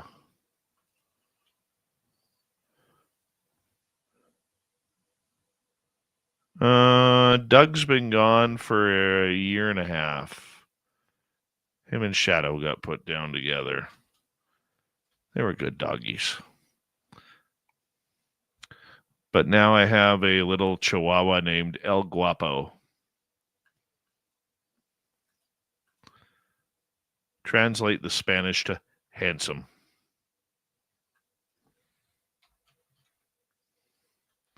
Now, here's the interesting part about El Guapo, my little chihuahua. El Guapo comes from the Three Amigos. And what was El Guapo's favorite word that he couldn't figure out? Plethora. How was our meeting? My meeting this morning, I actually did get there on time.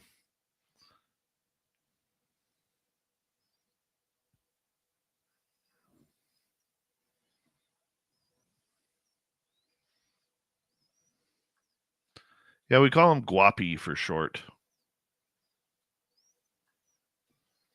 He's such a cute little dude. Just love that little guy. Could care less if I was with him. He's a mom dog.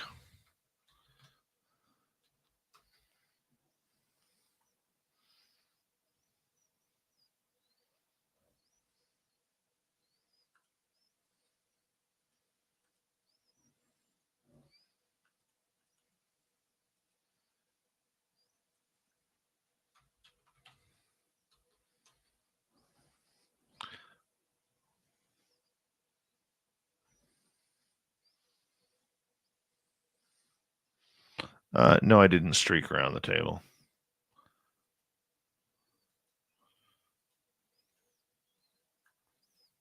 Never been a big streaking guy. Thank you, Cake. Thank you very much.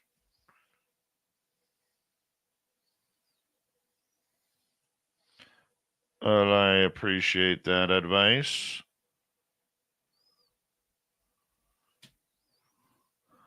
All right, where's the beginning of this? Is it right there? No, it's right here.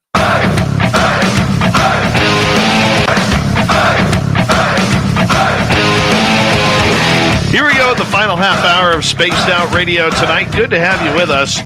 See how much better the audio sounds on podcast. Apparently, that is a StreamYard issue going into YouTube.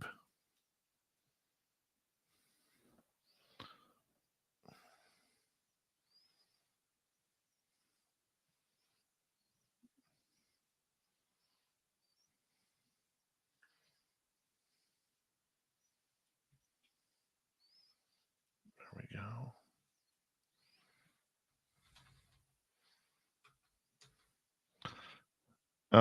He helped me eat the beef of my tacos today. Dave would love a pedicure. Dave loves pedicures, by the way. And for those of the dudes out there, it's mainly dudes who will be like, what the hell, you go for a pedicure? Yeah, I go for pedicures. They are amazing. Absolutely amazing. I actually have 2 cats at home. One wants nothing to do with me. The other one's becoming friendly to me now. I call every cat, every deer, every animal in my house, I have one name for them all. Except for El Guapo, because he's kind of cool. I call every cat that we've ever had, I call him Puss. I don't even know their names upstairs. Don't care. Poncho Zorch, how you doing? Just call them all Puss. It's easier that way. It's like all of my nieces and nephews, I just call them all Stu. It's easier than remembering all those names. And like my nephew Stu, who had his first baby this year, I call that one Little Stu.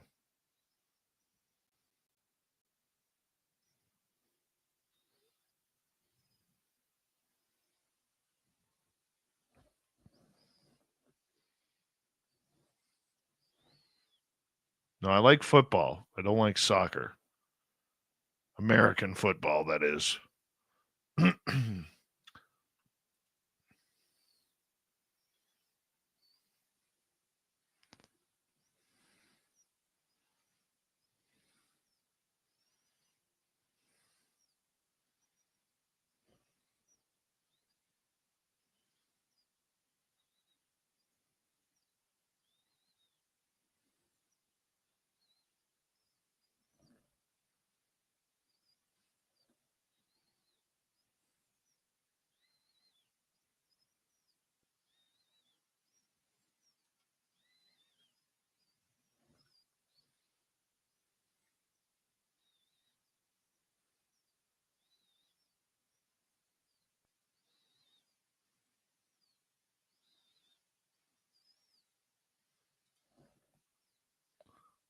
Yeah, I'll try and get the doggies down here.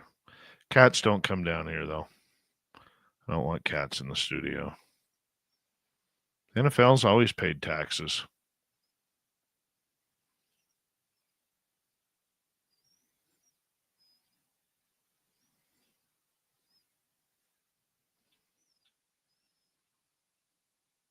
In fact, most states, normally the Democratic states, charge a jock tax for every athlete of, I think, let's find out. California jock tax.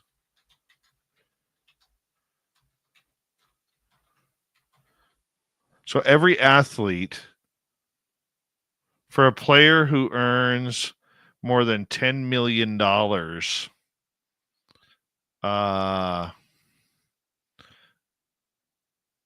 in their sport, they get charged a jock extra on top of state tax. They get charged an extra 13.3% California, what they call a jock tax.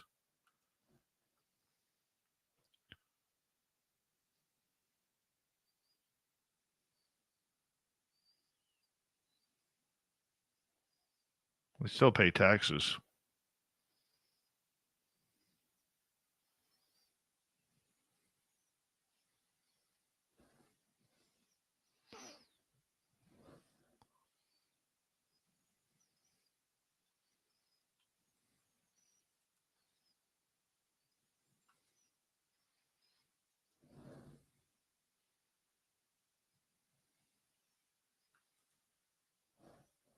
Athletes get really screwed on their salaries. They may be exorbitant salaries, but if I was an athlete, I would not ever play in California.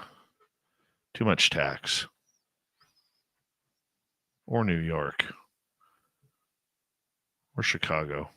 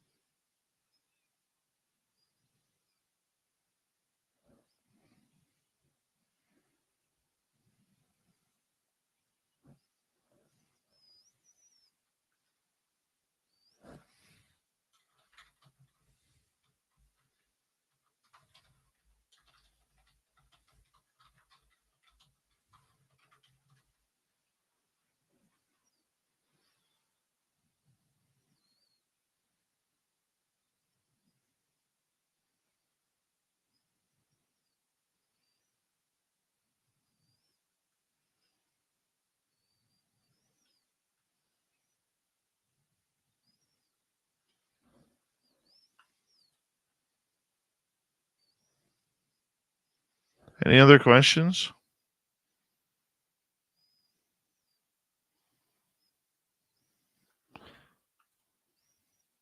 Science Bob and Friends tomorrow night.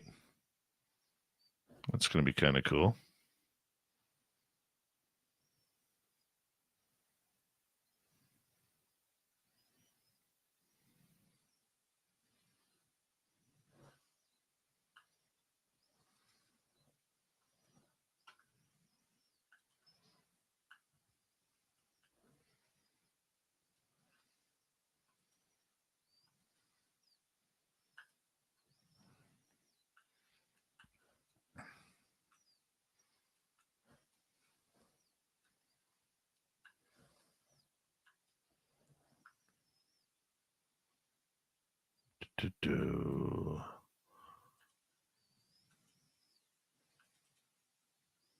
Oh, for God's sakes, I hate it when it does that.